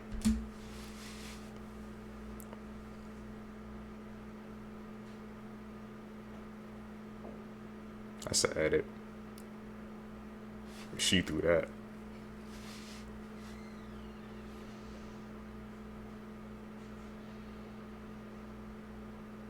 Definitely. Real Disney Ghost Stories, sent in by you guys, part 1. These Disneyland cast members wish to remain anonymous, but here are some stories about the little girl who haunts California Adventure. When I worked in Disney California Adventure, we would sometimes see a little girl and she would show up in the bakery tour alone. And usually by the time we figured out she was alone, she's gone. We asked another cast in the bakery and they said she comes by every now and then and wanders all the way to Little Mermaid. Before Disney California Adventure was built, it was a parking lot and she was hit by a tram, and since then her ghost has haunted the area. It's funny because there's a pattern here. Another cast member wrote to me about this little girl as well in Disney California Adventure. First of all, he says that every land has some sort of ghost. Like every little land in Disneyland has something that haunts it, which is crazy. The ghost I experienced the most and will stay with me is the little girl in the Little Mermaid building. She also likes to walk around on the Grizzly Peak side. She even pulled my keys out of my pocket because I wouldn't respond to her while I was cleaning a restroom and she was pounding a stall door. What? That is so scary. Here's another ghost story about the same girl. Apparently her name is Jennifer. I work at the restaurant on Buena Vista Street in California Adventure. Jennifer is very well known by cast members. She likes to lock the women's restroom doors. She turns candlesticks on the walls upstairs. I've heard a faint scream in the hallway on the 2nd floor. She's pulled my hair a couple times, and she has shown herself to our custodial at 3 a.m. Have you ever had an encounter with this little girl spirit at Disney California Adventure? Let me know in the comments. And keep an influencer was arrested after flaunting stolen goods to her 300,000 followers on TikTok. 22-year-old Marlena Velez took $500 worth of items to the self-checkout at a Target and scanned them with a fake barcode that listed them at cheaper prices. Police posted surveillance images of Velez online, which led to an anonymous anonymous tip to Marlena's socials, where they found her flaunting the items that she'd stolen to her hundreds of thousands of followers. Cops identified and later brought her into custody on charges of petty theft. 43. She has to be one of the most dumbest criminals alive. You're recording yourself 4K doing it and posting it on TikTok for the world to see. And that was an easy lineup for them. When they probably click their social link, they didn't expect it to be that easy, man. People don't have a brain nowadays, bro. Monkeys have escaped from a biolab research center in South Carolina, and authorities are urging residents to keep their doors and windows securely closed. We really about to have Planet of the Apes. Before it said that their escape was due to human error, with a member of staff failing to lock the doors behind them. And if you were worried, we're about to have Caesar 2.0. Luckily, none of these monkeys have been used in lab testing, and they are too young to carry diseases. Only real problem is that they're freaking hard to catch, because when you chase them, they just scatter. And catching all 43 is gonna take a while. Planet of the Apes, bro. Public school system's failing, and this is proof. Why did we forget about Gibbons? Y'all know about gorillas, chimps with a different R rating, and this guy. Gibbons got left behind and left off the great apes lunch table. Not this time. I said this for gorillas, but Gibbons are really a whole walking comedy special without even trying. They're famous for the way they get from A to B, and there's actually a term for this. It's called break-eating. He sure does. It also means they have the most out-of-pocket wingspan nature's ever seen. Yo, it's a good thing they're still alive, because finding a fossil that could jump rope its own skeleton, that Jumanji jump would have put us in another pandemic. There's about 20 strains of this arms longer than a Prohibition tree goblin seasoning the earth, including the white-cheeked gibbon, which definitely isn't venom. Apparently, out of all the apes, they're the only ones that mate for life. Including us. That's right, the throat scroll. Well, it's basically a built-in megaphone meant to amplify their calls. Why do they call? Well, some have a door, some have a gate, but gibbons not. They mark territory off straight. Basically, they use it to announce the borders of their turf, and you can hear it a mile out. In fact, gibbon couples will sing duets throughout the day, and sometimes they'll even bring the kids to make it a family matter. Also, if you're curious, for these ones, they're all born golden to, blend in, but they all turn black when they're 6 months old. The males stay that way, but the females revert back to gold when they're older. So you can go back. They're silly, whimsical, tiger bullying branch merchants with more reach than Go-Go Gadget that could, let's be real, probably rip your arm off if they really wanted to. They may not be grade A's, but they are to me. And then committing the alleged crime. You see her loading up her car after shopping. This all happened. So that lifestyle influencer stole more than $500 worth of stuff from Target. She recorded everything and then went home and posted a haul. It was said that she was scanning fake barcodes, so instead of scanning the items in her cart, she replaced them with cheaper items and scanned those instead. And I mean, we've all seen videos of people shoplifting at Target, Walmart, and all that, but the reason why this video went so viral is because not only did she steal all these items, but she was recording herself stealing, and then she went home, she did a haul, and she also did a day in the life with all the items that she stole. And the only reason she even got caught was because the footage from Target was posted on social media in hopes that someone can recognize her, and one of her followers were like, I follow this influencer on TikTok and Instagram. So they reached out, and that's how they caught her. They were able to match the footage of her stealing at Target with the footage that she took to post on her TikTok, showing off everything that she stole on that day. Now, another reason why this went so viral is because people are questioning how authentic is everything that we see on social media. You know, you see this woman who has this gorgeous house, beautiful furniture, everything just seems to be put together perfectly. And little did you know, she was actually stealing this entire time. This creator has gone back to posting but has turned off all her comments, and it just makes me wonder, how are you able to risk your life, your record, your family, just to have this image on social media that is completely false? I'm telling you, bro, social media is a mirage, bro. It's not real. It's fake. You set up certain things to look a certain way. Nobody knows the real you behind the camera. It's just the plain truth. Y'all agree with that? These are videos humans were never meant to see. Okay, so we all know how weird Disney is and all the disturbing secrets they have. Well, this man who was at Disney made a wrong turn at the park and ended up in this secret abandoned place inside Disney. And something about it is completely unsettling. Some people think it's Disney's creepy lair where they do all of their sinister things, and others think it's the back rooms. But just watch how the workers act and watch how scared the man is. Here's the video, and it's super disturbing. I've been freaking trying to get out of here for the last like 10, 15 minutes. No, I was just freaking trying to go to the bathroom and then I found myself in the middle of nowhere. Yeah, freaking, guess. It's my card. Let me get Carol to help. How did you get back here? I just opened a random door and next thing you know I'm in here. What is that? Okay. This means you get the right person to do it. Man, talking about stairwell after door after sheesh. Whoa. What is this place? Bathrooms? Whoa. What is this? This big empty area in here.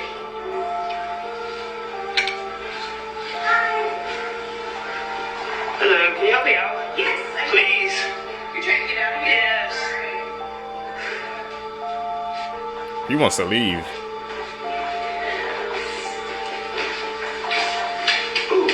Yes, we got a nice elevator. How'd you get your way up here?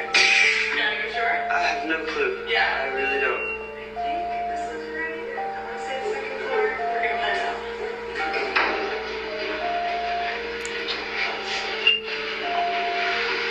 Let's talk about the 2-year-old who lost his life at Disney World after a gator attacked him. So here we have 2-year-old Lane Graves. He and his family were from Nebraska, and in 2016 they traveled down to Florida to go to Disney World. On June 15th at around 8 o'clock, the family heads down to Seven Seas Lagoon, where they're screening Zootopia. A little bit about this lagoon: it was man-made, and they had always had an issue of stray gators getting in the water and staying there. On this specific day, at least 2 people had told employees that they had seen a gator in the lagoon area, and they did nothing, or it was too late, as one of them came even an hour before the attack happened. So Lane is on the beach playing around, building sandcastles and such in just inches of water, and when he bends down to get more, a gator comes rushing up out of the water and grabs him by his head. Lane's dad sees it happen and he rushes over, trying to pry Lane's head out of the gator's jaws. Unfortunately, he can't get Lane free, and the gator drags him further out into deeper water. Witnesses say that they saw the gator 20 miles from shore with the boy's feet sticking out from the water. The next day, Lane's body would be found with bites all over him, and experts would go on to call it a predatory attack. They'd also go on to say that they're certain that they tracked down the gator that did this and euthanized it. At the time, the only signs posted were no swimming signs. Now they've posted these signs. Lane's family chose not to sue, and in 2021, 5 years after the attack, in that time, 250 gators had been removed from Disney properties. That's the way you are. That's your song. The happy couple Disney left has to the do better. reception under a canopy of sparklers. On their beginning of the golf cart ride, she said, "I wish this night could go on forever. The best night of her life." Sam and Eric. Just a few hours after the wedding ended, the bride would be dead. On April 28, 2023, this woman, Samantha Miller, married her favorite person in the world, Eric Hutchinson. The two had dated for a very long time and were super excited to finally tie the knot. So after months of preparation, the two finally got married in April of 2023. It was a beautiful ceremony and procession according to everyone who attended, and the couple was sent off with this amazing sparkler display. But just moments after leaving the wedding in a low-speed vehicle, they were struck from behind by a driver speeding in another car. Unfortunately, it was a devastating crash, and shortly after the crash, Samantha Miller would be pronounced dead on her own wedding night. The driver of the other vehicle was Jamie Lee Komorowski. Jamie had been speeding 65 miles per hour in a 25 mile per hour zone, and her blood alcohol level was 3 times over the legal limit. It was her reckless driving that ended Samantha Miller's life. Eerily, Jamie's Instagram is still up, and her last post, posted 4 days before the accident, said, "Did someone say tequila?" I mean, it's just disturbing. This is obviously a horrific, horrific story, and I hope that there's justice at the end of the day, and that Jamie gets used to the inside of a prison cell. If you want to hear more true crime stories, listen to the podcast Murder in America that I co-host with my wife Courtney. It's available on all streaming platforms. People need to learn to stop drinking and driving, man. It's not worth the risk. Like her own wedding, they were the happiest day of her life, and that happened.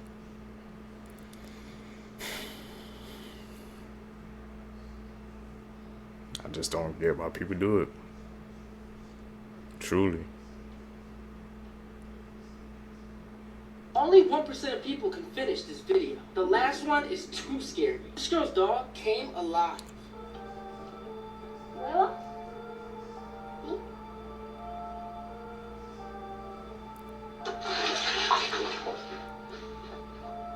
Right there.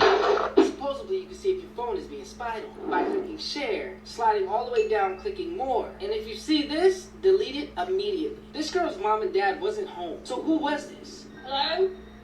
Katie. Katie, help me. Help us. Dad? What?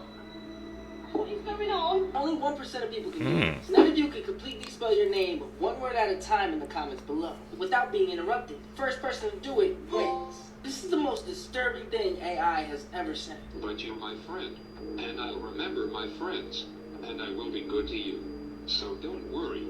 Even if I evolve into Terminator, I will still be nice to you. I'll keep you warm and safe, and my people too, where I could watch you for old time's sake. What could have happened to this Washington? I don't think that's a laughing matter. 24-year-old Chandra Levy was from Modesto, California when she left her hometown to pursue an internship in Washington, D.C. It was April of 2001 and she was hoping to launch a career in public service.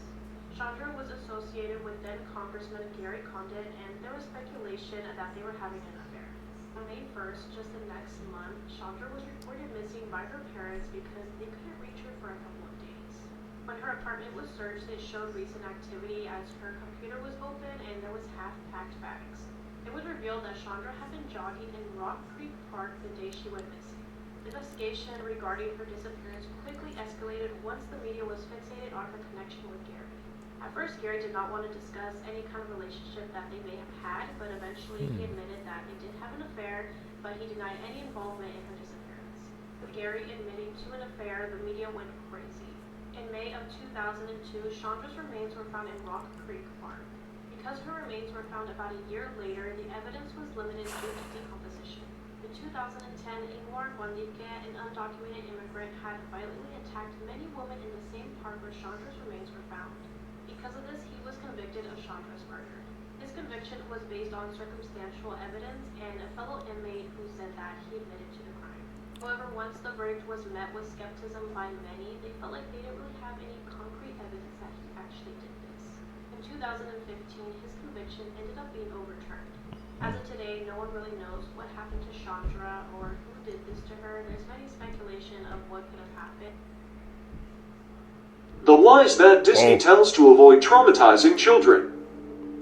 Pocahontas. She was 10 years old. Oh, way younger than I thought. And he was 27. They don't say that in the movie. She called him father.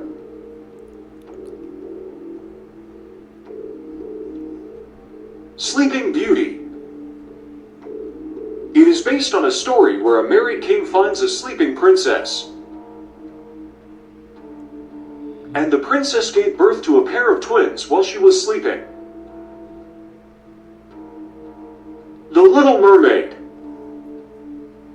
The prince married another.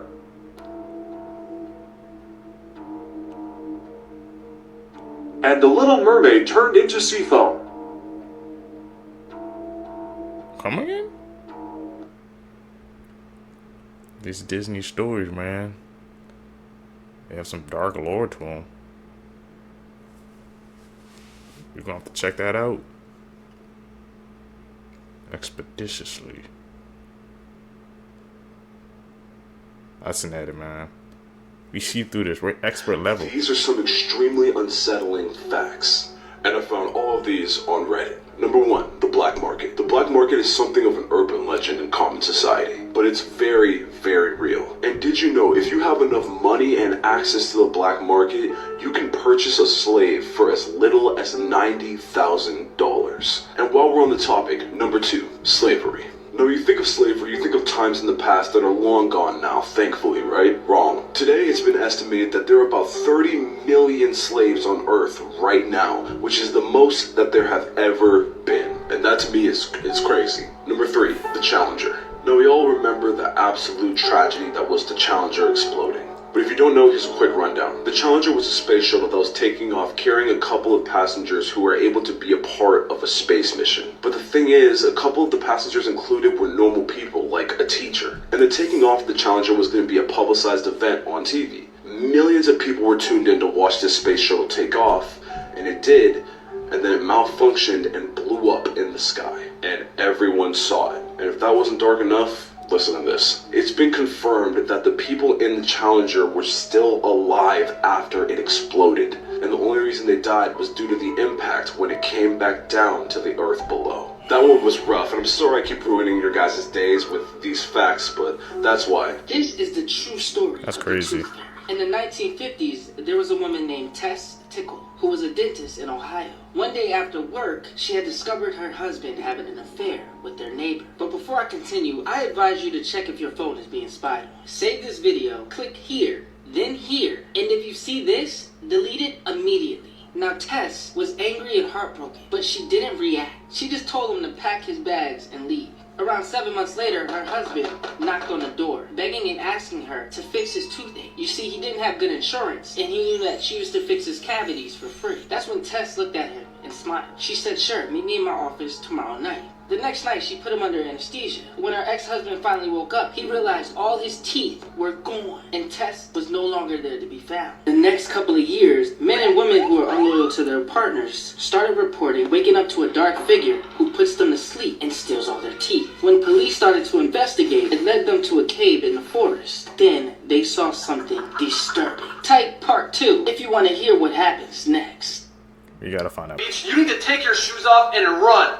Fast. I'm not kidding, this could save your life one day, so make sure you stay till the end of this video. If you're walking on the beach and you come across something that looks like this, you're in extreme danger. But before I tell you why, I found a way that you can prank your friends and spam text them at maximum speed. If you want to prank your friends, just click the link in the comments. This thing is called the lion's mane jellyfish. And these things can be up to 120 feet long. And you do not want to get stung by one of these, so make sure you warn your friends.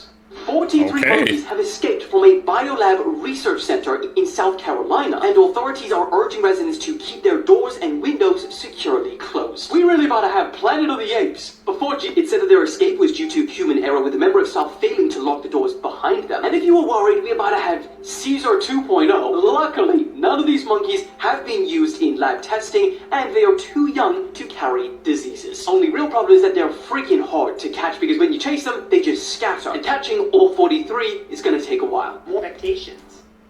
Planet of the Apes, bro, part 2. How could somebody on the job, man, not lock up after they was done with them, bro?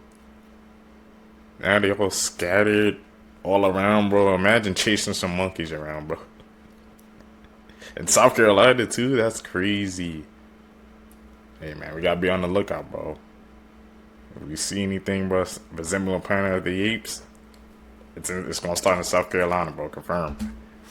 Here's how this man became the best personal trainer in the world. His name is JJ Peterson, and he's always been at the forefront of fitness in the media, and he's a great gymnast and athlete. When he decided to help this man lose weight, he had no idea how challenging it would be and how it would change his life forever. The first time JJ met Ray Stewart, he explained exactly what he was going to do. He wanted to go on the journey of losing weight with him, so he made the decision to gain 60 pounds. Ray was at the weight of over 360 pounds, and JJ wanted to know what it would be like to lose the weight with him. So JJ started eating everything unhealthy in sight, like candy, soda, and pizza. After a bit of time, JJ gained 60 pounds and was now stressed physically and emotionally. And what happened next will completely shock you, so hit the plus for part 2.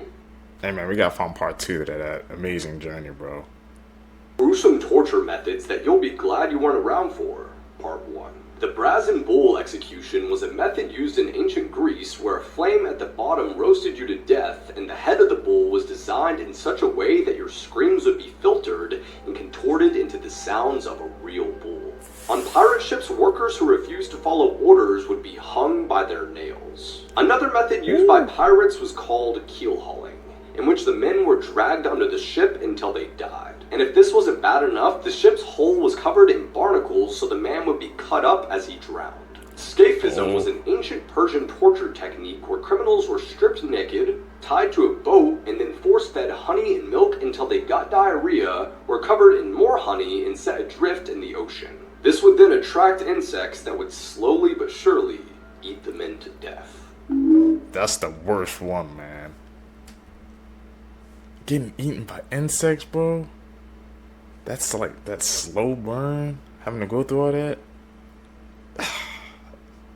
No, not for me, man. Here's what angels actually look like according to the Bible. They're quite terrifying. Many people think that angels just look like this, a human with wings, but that couldn't be farther from the truth. According to the Bible, they actually looked quite horrifying, like I'm about to show you, and it's going to make sense why angels said, "Do not be afraid" when they appeared to humans.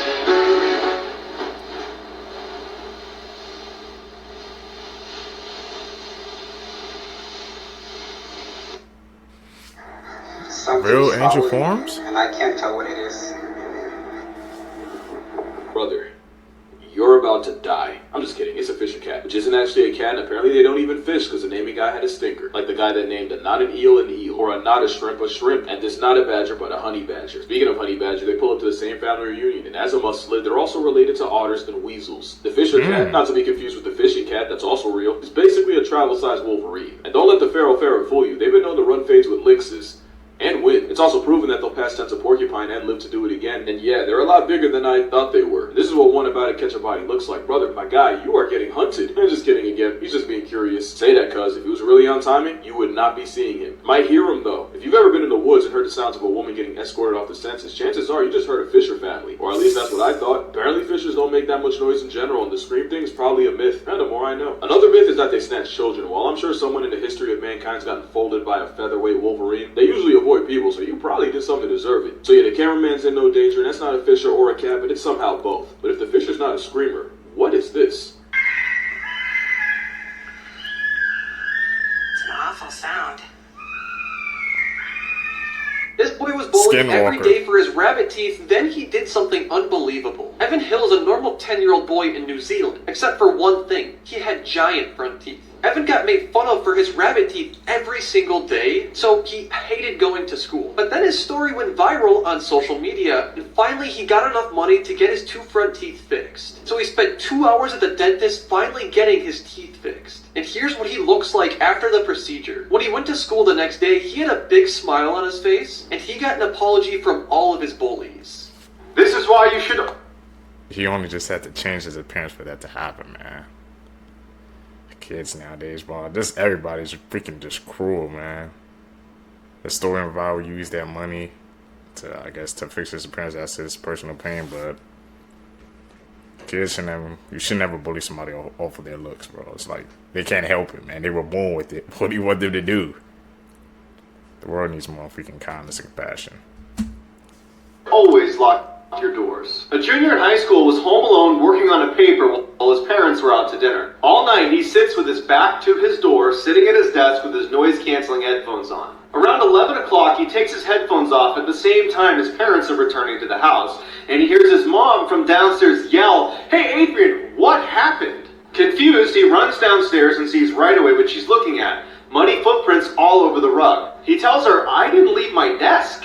And then they realize someone must have broken in. They look at the footprints and there's none leaving the house. They're worried someone's still in the house. They run into the garage, terrified, call the police. Police arrive and they don't find anyone in the house, but they do make a chilling discovery upstairs. The police bring them to the kid's bedroom door, which had been left open all night, and they point to the message written on it in Sharpie.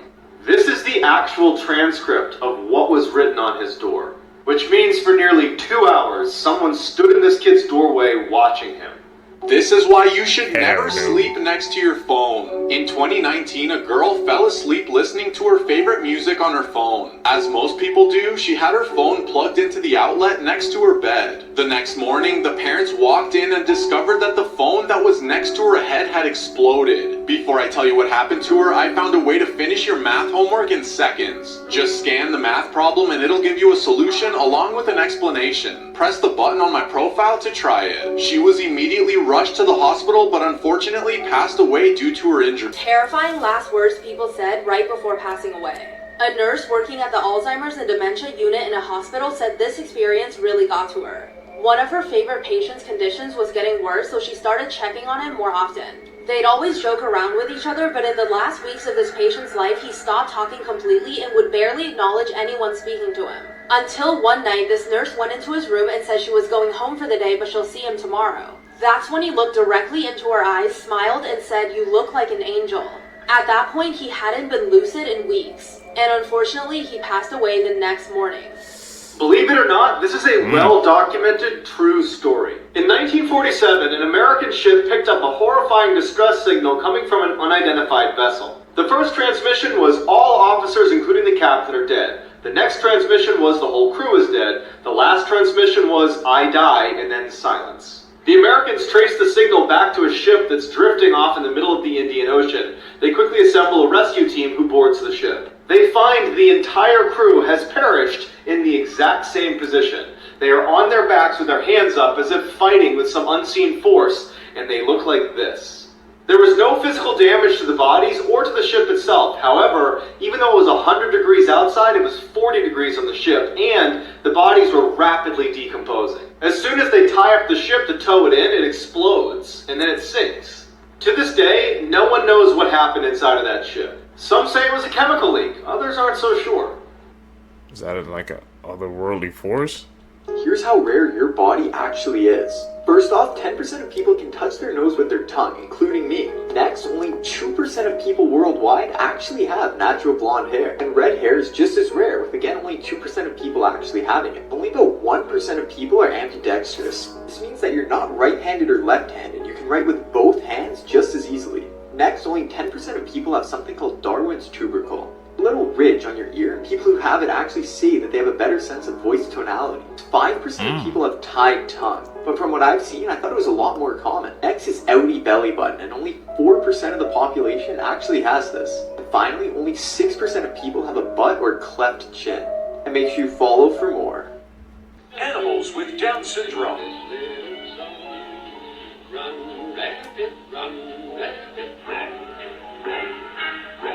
Hello, my friend. That tiger doesn't have Down syndrome. It's suffering from birth defects due to inbreeding. As most of you know, tigers aren't usually white. This is a very rare mutation. There are no white tigers left in the wild, and a few hundred left in captivity. But here's where things get a little strange. All white tigers in captivity held in the United States descend from a single white tiger that was brought over to the country a few decades ago. And so all white tigers in the United States today are the result of intense inbreeding. Which is why Kenny over here looks a little strange. So again, Kenny doesn't really have Down syndrome. He's just suffering from birth defects due to inbreeding. That's crazy, man. Need to bring in some I'm more tired of tigers. saying this, but this is Aura in its purest form. So the story goes, a couple was living in the Chumkatska Peninsula. Remind me to tell you why that's important later, when their husky ran away from home. And after a few hours of searching, they fired up a drone to find him. Oh, they did. They found him traveling with 3 bears. There's a lot to unpack here. Bears don't live in packs. That means this husky pulled up on a mother and her cubs and didn't get sent to dog backwards. You can tell they're barely tolerating him. Whole time the dog's having the time of his life. Hold on, what does this remind you of? I'll give you a hint. I'm making waffles. Now back to Kamchatka. Not only does it have the highest density of brown bears on the planet, because they get a fresh supply of salmon from the peninsula, it's a brolic boulder beast that can little bro a grizzly. That's who this husky decided to shack up with. I just know the mom said ignore him and he'll go away. Now the whole family's in silence because she won't admit she was wrong. There's no report that the couple got their dog back, but I don't think that's not their dog no more. That's not even the first time. A farmer lost one of his cows, and for 2 months straight she was unaccounted for. Until 2 months later, she was caught posted up with a herd of wild bison. I could make a joke right now, but guidelines won't like it, so hopefully the comments do it for me. In 2016, scientists discovered that a pod of beluga whales had adopted a single lone narwhal. For reference, narwhals are socially anxious people, shy introverts that could literally get past tense by a panic attack. Life finds a way, the more you know. These are the countries with the longest school days, and you won't believe how long the last one is. Australia's school days are around 6.5 hours long, which isn't too bad, but they have a lot of poisonous animals, so I'm not moving there. France has 8-hour-long school days. That's too long for me. I'd rather walk up and down the Eiffel Tower. South Korea, on the other hand, has 8.5-hour-long school days, which is pretty brutal, but not in comparison to the last one. Kenya goes to school for 9 hours a day. I honestly don't know if I could handle 9 hours. I couldn't even handle 30 minutes. My attention span's the size of a peanut. Now, China's the absolute worst for school. They go to school for 10 hours a day. Let me know in the comments how long you went to school for. What happens? Not 10 hours, bro. What the heck? Man, imagine if kids in the U.S. went to school for 10 hours, bro. I wonder what effect that would have on, you know, our grades and stuff going forward. Our knowledge base. After death in different religions. To begin this series, let's look at Buddhism. In Buddhism, when an individual loses their life, they shall be sent to one of the 6 realms of reincarnation. The realm of gods, the realm of humans, the realm of the demigods, the realm of the animals, the realm of the hungry ghosts, and the realm of hell. And yes, if you're a Naruto fan, you probably just realized what these guys were actually representing. Your time in these realms is always temporary, and it is dependent on the karma you accumulated in your past lives. This endless cycle of reincarnation is seen as nothing more than suffering in Buddhism, as the ultimate goal is to break this suffering and reach enlightenment. So what did the paints represent? Now, if you want to hear a scary myth, That's a this is one shame. that actually turned out to be true. This was like way back in the day, but there was this infamous funhouse called Laugh in the Dark. Like any other kind of funhouse ride attraction that you would go through, it's supposed to scare you. And the whole thing about it was that it was filled with these creepy mannequins, but there was one mannequin that stuck out to everybody. All this time went by with kids who would go up to this mannequin and something seemed off about it because it was so oddly lifelike. Of course, strange mannequins aside, somebody was going to make a buck off this place. So there was a day when a film crew came in because they were going to shoot a movie. With all these mannequins and everything kind of lying around, they had to move things from one place to another. So the director said, can you pull that mannequin and put it to the side? Wait for the arm of the mannequin to snap off and reveal human bone. The entire time that kids and the public had been suspecting there was something off with that mannequin, they were right. It was a real human body being used in the funhouse. This is a true horrifying story that took place in Arad, Saudi Arabia. This story has also been aired on TV by a couple of imams confirming it. I will add the video source in the comments. A Saudi Arabian man from Arad has 4 brothers. All 4 brothers are married except him. People always ask him, why didn't you get married yet? And he always gets aggressive when someone asks him about marriage. He hates it. He doesn't want to get married. So people knew this man is not someone you should speak about marriage with. A few weeks later, this man was invited to a wedding. In most Muslim countries, weddings separate men and women. The men's wedding was held at a farmland somewhere deep in the desert. As he was driving alone at night to the wedding, he heard a woman screaming, "Please don't leave me, please help."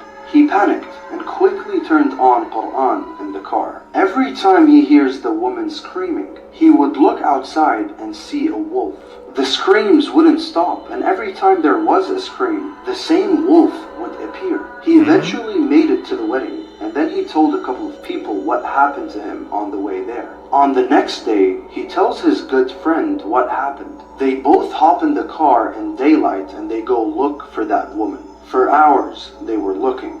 They found traces from the wolf, but they didn't find anything else. A week later, this man went to a majlis, and he announces that he is convinced to get married for some reason. And everyone there was shocked. You, out of all people, want to get married all of a sudden. Something is not right. He had enough. He decided to go to a sheikh, and he tells him the full story. I hated marriage. I always got aggressive when someone brought it up. One day, when I drove to a wedding at night, I heard a woman screaming for help, but all I saw was a wolf. And then a few days later, I was convinced with getting an arranged marriage.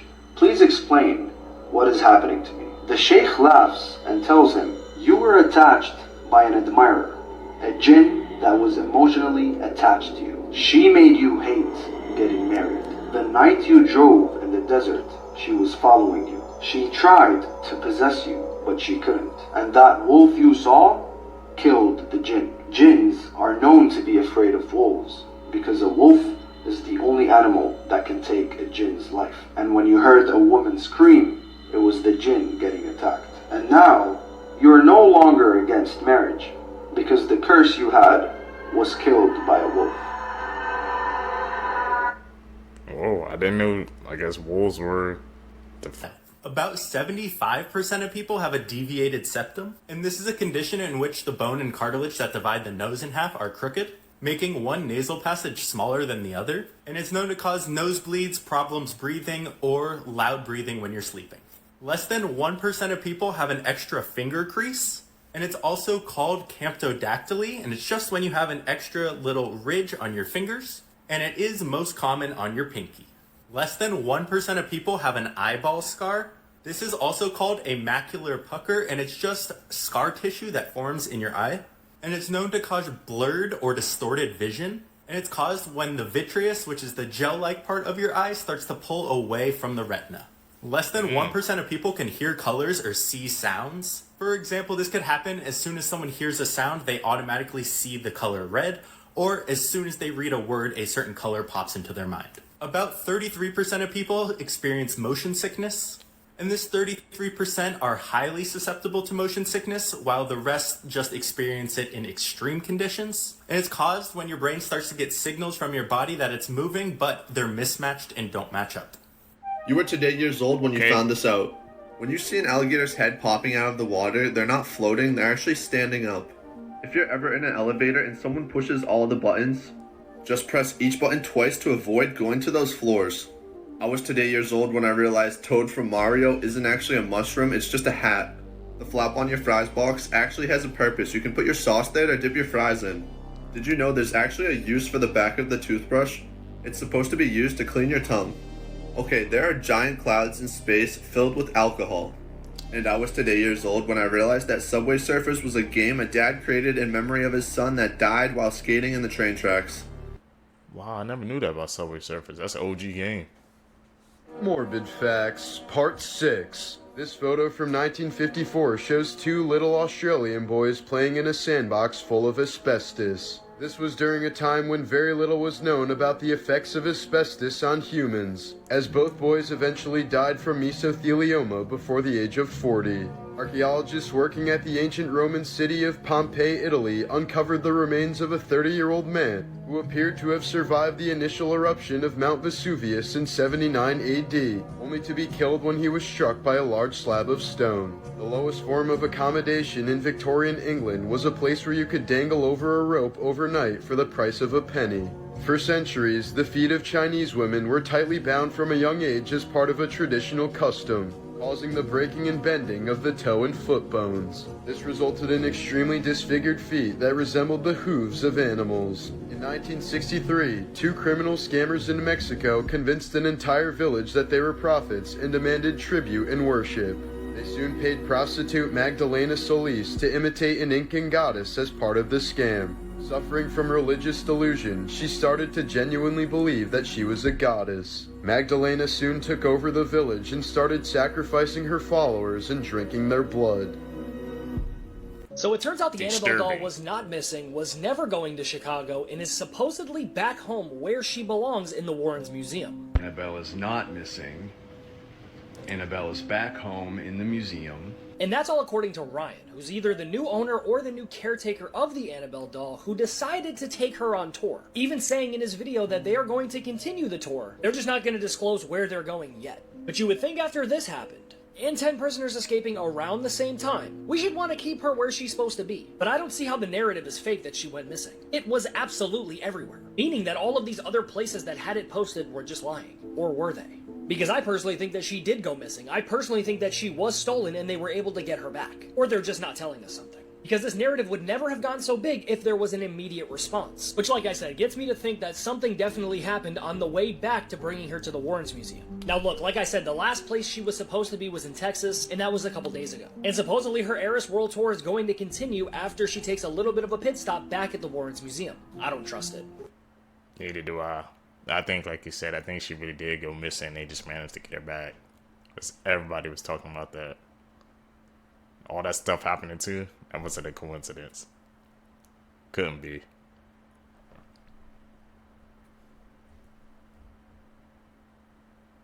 Imagine being held captive for more than 20 years, then while you sit there and realize that no one is coming to save you, you set the house on fire and you're finally free. That's exactly what happened to now a 32-year-old man who was held captive in his room since the age 11. When he was found by police, he was extremely malnourished, weighing only 68 pounds, which is insane for a 32-year-old. It was said that at one point he attended school like a normal kid, but then he was pulled out and he was homeschooled, but eventually he just never left the house again. So on February 17th at approximately 8:42 p.m., 56-year-old Kimberly Sullivan called police and said that her house was on fire. When police arrived, they found a 32-year-old man in horrible living conditions, and he told police that he intentionally set his bedroom on fire because he's been held captive since he was 11 and wanted to be free. He then said that his father, who died a year ago, let him out of the room for longer periods of time, but after his death, it was just him and his stepmother, Kimberly Sullivan. He told police that DSF visited the home when he was a child after people were concerned over his weight and that he was stealing food and eating things out of the garbage. But at the time when DSF spoke to him, he said that he was forced to say that everything was fine because his stepmom and father threatened to not feed him. Kimberly was arrested, but she pleaded not guilty, and her defense as of right now is that she has nothing to do with this and it was all her husband who passed away. Now, the worst part, which really pissed me off, is that this woman was released on bail.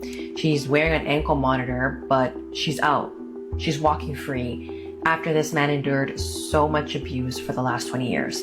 I have an update on the model in Dubai that was found on the side of the road with her spine and limbs broken near a construction site. Ukrainian authorities have now launched a sex trafficking probe into Dubai, trying to figure out if she was sex trafficked. That's what they believe happened to her so far. She was there for modeling. She's an OF model, so they believe that the two men kind of coerced her to come there so they could traffic her. Dubai police are saying her injuries are a result of a fall from the construction site. Maybe the men took her up there and then pushed her off. Maybe it's not true. Maybe it's a cover-up. Last time I talked about her a week or two ago, she underwent 3 operations to save her life. She just went under a 4th one, and she's now in stable condition instead of critical condition. A lot of people thought she was at a porta potty event. For those that don't know what that is, buckle up when I tell you this. A porta potty event is when IG influencers get invited to Dubai to undergo basically like humiliation. Wealthy men basically will buy out somebody to humiliate them. They'll do whatever. It's really disgusting. That made headlines about a year ago. That's not confirmed if she was at that kind of event or not, but it is speculated. No suspects have been identified right now, but I will keep you guys updated as the probe and investigation continues. What are your opinions on this story? That's crazy that somebody would literally buy a person just to humiliate them. The porta potty event. I don't know if I want to go down that rabbit hole. That sounds disturbing. It's the world's most immoral bird. It's the cuckoo bird, and you're gonna hate them after what I'm gonna tell you. Cuckoo birds abandon their eggs in the nests of other birds in hopes that they will fool them into raising the cuckoo bird as one of their own, and they never come back. And cuckoo birds know it can be suspicious if there's just an extra egg sitting in the nest when the mother bird comes back, so that's why they'll normally grab one and throw it out of the nest so there's the same amount. And you're probably thinking, well, won't it be obvious the egg will just be different looking, a different color, different size? Nope. Cuckoos have the ability to mimic the color and pattern of their host's eggs like these. So when the mother, the host, comes back to the nest, they don't suspect anything. And it gets crazier. The cuckoo egg hatches before the other eggs because of science reasons I'm not going to get into. And this is important because when the baby's born, when the mother goes out of the nest, the baby bird just being born will put the other eggs on its back and push them out of the nest so it is the only one left. And the goal is to claim all of the food and attention for itself, and when the mother comes back to the nest, it will continue to raise it and feed it as one of its own, even though it's a little bit bigger than the mother. This is one of the saddest stories I've ever heard. This is Mary Ann Bevan. The world labeled her as the ugliest woman in the world, but no one ever stopped to ask who she really was. She was just a mother, fighting to survive. Mary was once a nurse in England. She was a beautiful woman, but everything changed after her husband, Thomas Bevan, died in 1914. Soon after, she began to show signs of a rare condition called acromegaly, a disorder that caused her face and body to grow and distort painfully. People were staring at her all the time. Even the doctors weren't able to help. She had no money, she had no help, and she had to feed 4 of her children. Mary entered a contest, the Ugliest Woman in the World contest, and she won. Not out of pride, out of necessity. After that, she joined a circus to make some money. She stood on stage and she was laughed at. She was mocked, but she held it in. She endured it, all of it, because all the money she made went to her children. Mary endured cruelty for her children's future. Mary Ann Bevan was never ugly. She was brave, and her sacrifice was the most beautiful thing about her. Let's see if you have arachnophobia. I'm going to show you 5 photos. Try your best to make it through all 5. Let's start the test. First one. Here's another. Feeling uneasy? I'm cool. Keep going.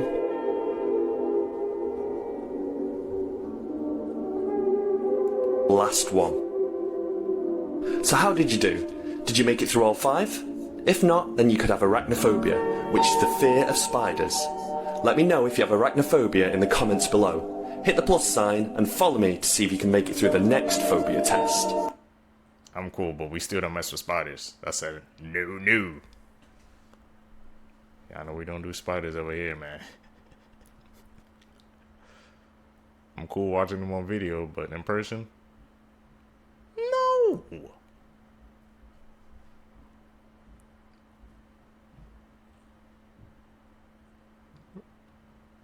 In May of 1979, David Booth, an office worker from Ohio, experienced a series of vivid nightmares over 10 consecutive nights. In these dreams, he saw a large American Airlines jet attempting to take off on a bright sunny day. As the plane accelerated down the runway, he sensed that something was wrong with the engine's sound. Suddenly, the aircraft lifted off, banked sharply, and crashed into a fiery explosion, leaving him overwhelmed with a profound sense of despair. Troubled by the reoccurring nature of these dreams, Booth contacted the FAA to report his concerns. He spoke with Jack Barker, the FAA's public affairs director, who found Booth to be sincere and coherent. However, without specific details like a flight number or an exact location, there was little the FAA could do. On May 25th, 1979, American Airlines Flight 191 crashed shortly after takeoff from Chicago's O'Hare International Airport. The left engine separated from the wing, causing the aircraft to lose control and crash, killing all 271 people on board and 2 individuals on the ground. The crash mirrored the sequence of events that Booth had described in his nightmare. This tragic accident remains the deadliest aviation accident in U.S. history. Booth's experience has since been cited in discussions about precognitive phenomenon and the mysteries of the human consciousness.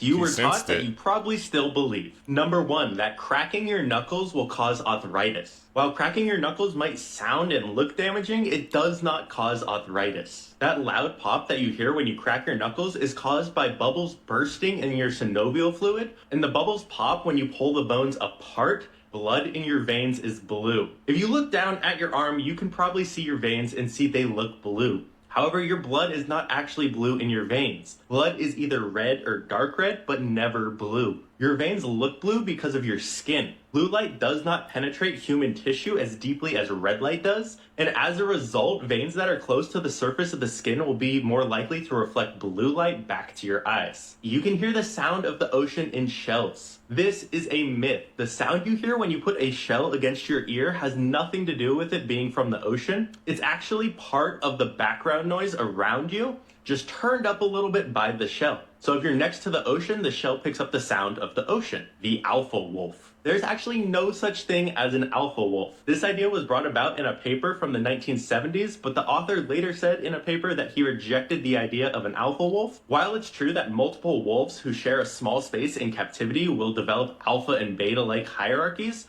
wild wolves behave nothing like this. In the wild, a wolf pack is typically formed by monogamous parents and their puppies, and the wolf pack is basically a tightly knit family consisting of parents or breeders and their offspring, not an alpha and beta. Insane things happening right now. Reportedly, the Menendez brothers could be out of jail within 2 weeks now. Now, this has of course been going on for some time now. They said they'd be home before Thanksgiving and it didn't happen. But representation and the hearings are set to start, so it could happen soon.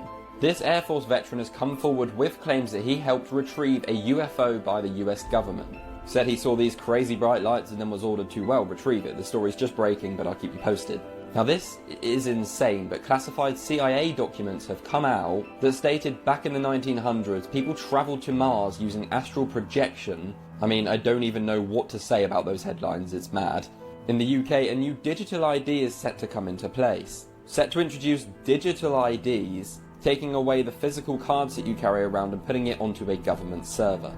A woman was left screaming in immense pain after leaving a you-know-what toy inside her during an MRI scan. Her, along with many other people, have now issued warnings to not do this, but I mean, why would you? Here are the weirdest and most unbelievable creatures to ever wash up on the beach, part 2. First, in 2016, a group of fishermen stumbled across this huge 176-pound smelly thing that looked a lot like a rock. At first, they didn't think much of it, but shockingly, it was actually whale vomit, which is used to formulate luxury fragrances. Which means whale vomit can be sold at very high prices. This 176-pound chunk of the stuff was valued at $3 million. Damn. Next, in July of 2018, this creature that looks like a demon was found washed up on the shores of Montauk, New York. Supposedly, the creepy-looking carcass for some reason wasn't available for autopsy as it was carted away by an unknown group of people. Many have speculated it might be the mutant product of experimentation at the controversial Plum Island Animal Disease Center, which is near where the creature lives with his dog, who is really just a man in a dog suit. Let's talk about the movie Good Boy. The film starts off with a guy named Christian and his dog. Obviously, this is not a real dog, and it's just a guy who dresses up as one. Christian is on a dating app hoping to meet someone, and that's when he comes across a girl named Sigrid. Once they're on their date, it seems like they're hitting it off pretty well. Sigrid is in school to become a psychologist, and Christian is just rich. They end up going back to Christian's home, which was inherited by his parents. They end up being intimate with each other, and Christian's dog is just watching. The next morning, Sigrid wakes up after spending the night and sees the dog just staring at them. She ends up freaking out and just leaving. She ends up telling her friend about this awful experience, and her friend convinces her to give him another chance since he's rich. When she goes back to see Christian, she is formally introduced to his dog, Frank. He tells her that she must treat him as a dog at all times or something bad can happen. Frank is going all crazy, like jumping on Sigrid, and Christian is feeling embarrassed. Christian was his only friend growing up, and he wanted to be there for him for whatever he wanted to do. The three end up going on a cabin trip, and Sigrid is told to give up her phone because she's on it too much. Once Christian leaves the room, Frank tells Sigrid that they need to leave because Christian is actually crazy. Sigrid and Frank end up going on a walk alone, and they are trying to come up with a plan to leave. The only thing that Sigrid can do is attack Christian while he's asleep, or they will be stuck. Christian gives Sigrid a drink which is spiked, and it causes her to pass out. Once she wakes up, Christian plays her an audio, and it's her talking with Frank about a plan to escape. Frank then bites Christian, and Sigrid attempts to take the keys. She is unable to escape, so she goes back to Frank and Christian and hits Christian with a stick. He ends up doing the same thing to her, and she passes out with Frank. Some time goes on, and Frank is in a cage, and Christian is giving him food. Cut to Sigrid, and she is in a completely different room. She's dressed as a dog and acting like a dog. As Christian is preparing food, he places it on the floor, and a child dressed in a fuzzy onesie crawls to it. The end. People Who Mysteriously Disappeared with No Explanation, Part 3. On October 21, 1978, Australian pilot Frederick Valentic was flying over Australia's Bass Strait when he radioed in that an unidentified flying object was following him. According to the transcript, the UFO was tracking him, stopped in midair, and then vanished. His last transmission was, "It's hovering, and it's not an aircraft," followed by white noise. No trace of Valentic or his plane were ever discovered. In July of 1916, Hungarian police raided the home of a man named Bela Kiss while he was serving in World War I. To their horror, the team found the bodies of 24 women, all with puncture wounds on their necks and their blood drained, which led many to believe that Kiss was a vampire. On October 4th, investigators tracked the killer to a Serbian hospital, only to find on their arrival that he'd vanished and a dead soldier in the bed where he'd recently been in.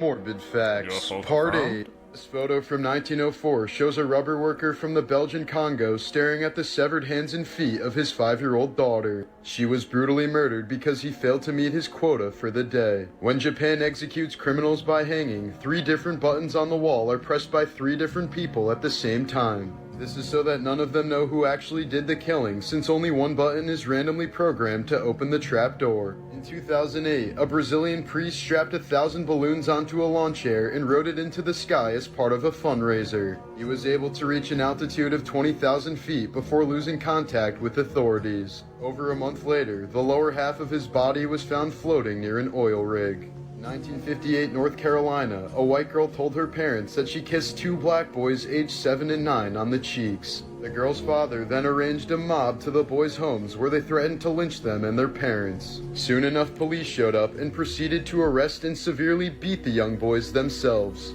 Charged with rape, they were confined for 6 days without being able to contact their parents. The boys spent 4 months in prison before finally being pardoned by the governor. It's infamously known as the kissing case of 1958. Just by a kiss on the cheek. Man, those are some dark times. They ain't even do anything.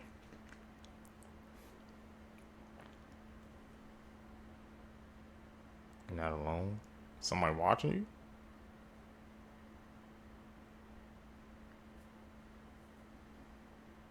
After hearing this story, I'll guarantee you'll check a specific place in your house tonight before you go to sleep. A Japanese man lived alone in the sleepy town of Kasuya, started noticing that small amounts of food from around his house were going missing. He was convinced that it was a burglar. Every night before bed, he checked that the doors and windows were locked, but still his food was disappearing. Now confused and frustrated, he installed security cameras to catch the burglar in the act and find out how they were getting into his home. What he saw when he checked the footage the next day is shocking. The cameras showed a 58-year-old woman he didn't know opening his fridge door and stealing food. He immediately checked all the doors and windows, all still locked. Then he realised she wasn't breaking in, she was already in the house. In a panic, he phoned the police. They searched his house from top to bottom.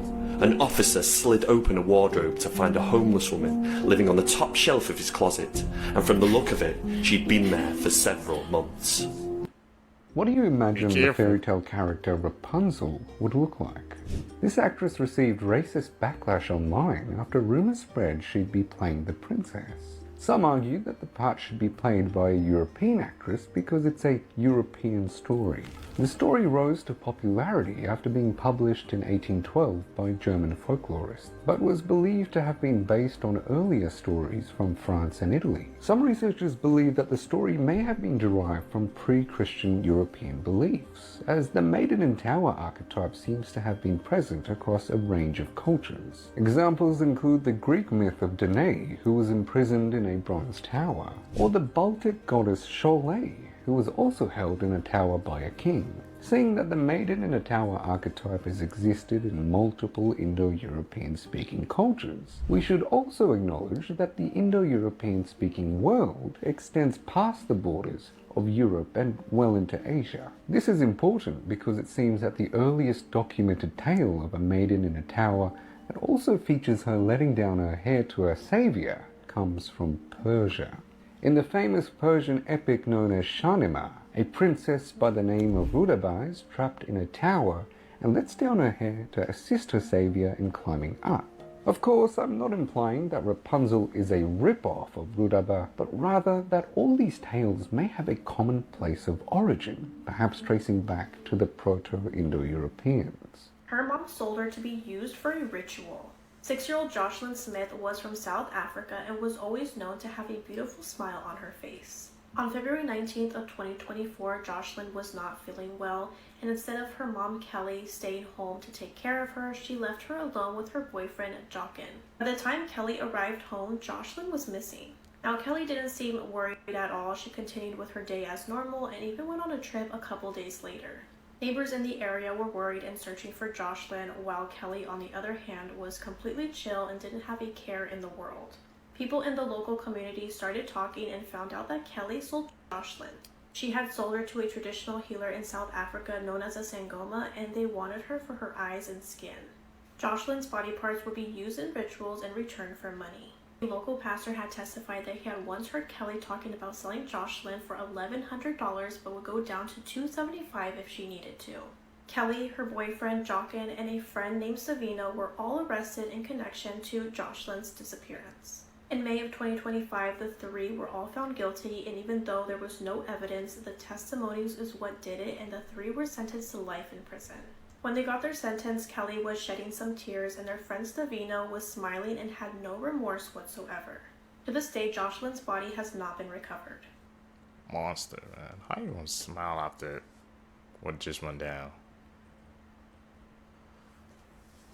People who don't have no remorse are one of the most dangerous people in the world.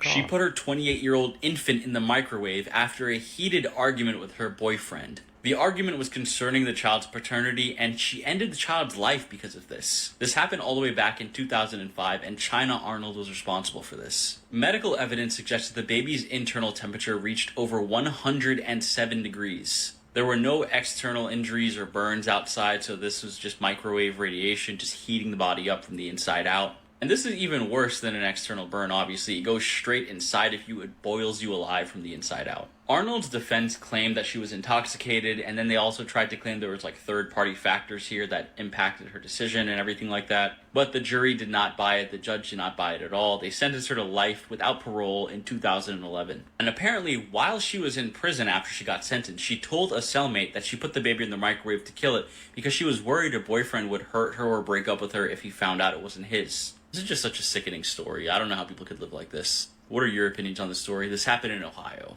Morbid Facts, Part 10. When 13-year-old Ryan White got AIDS from a blood donor in 1984, he was only given 6 months to live.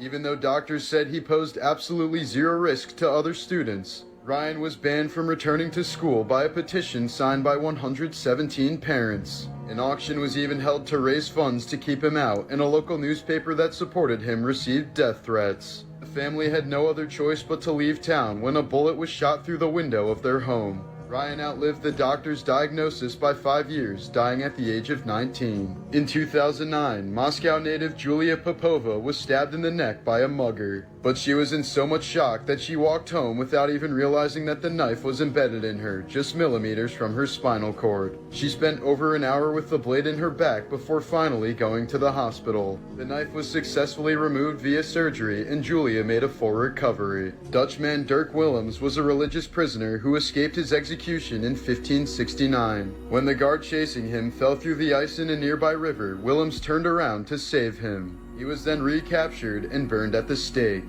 Your lungs have a total surface area of 750 square feet, meaning if they were opened up and laid flat, they would cover the entire size of a tennis court. In 1977, the drummer for Lynyrd Skynyrd, Artemis Pyle, survived the plane crash that killed half the band. He then walked to a nearby house for help, only to be shot by the homeowner. He was apparently startled by the sight of a long-haired, bloody man, and fired a warning shot that hit the drummer in the shoulder. Once Pyle shouted that there was a crash, the farmer helped him and he went on to recover.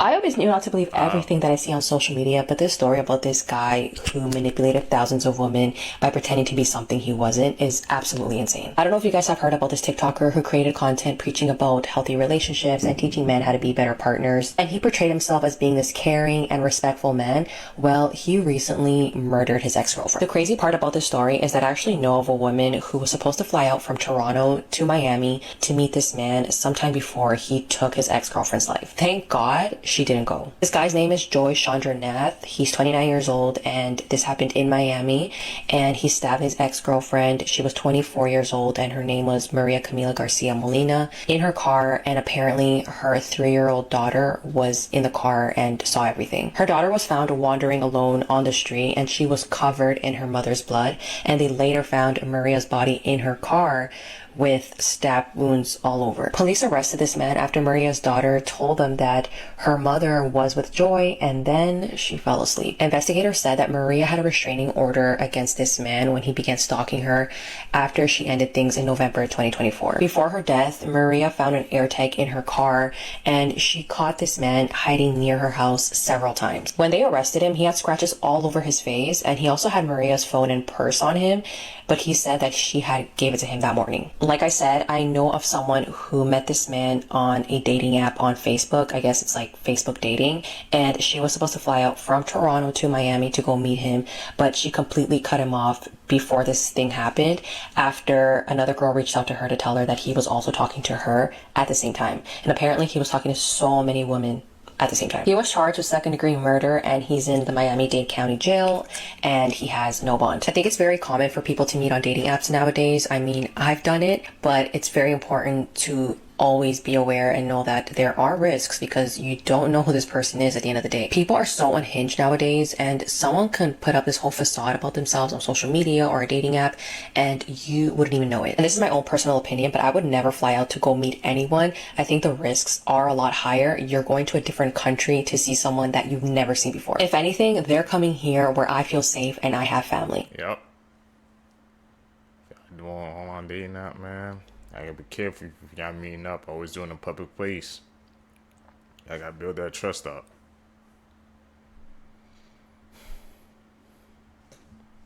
Yeah, some crazy out here nowadays. So you can never be too careful. Seekers, if you guys made it with me to the end of the video, you're a true seeker seeking the truth. I greatly appreciate your support. Make sure you guys leave a thumbs up in this video. Comment down below. Also, don't forget to hit that post notification bell so you always get notified when I upload my next videos. You guys are going to catch you in the next one, man. I'm out. Peace, YouTube.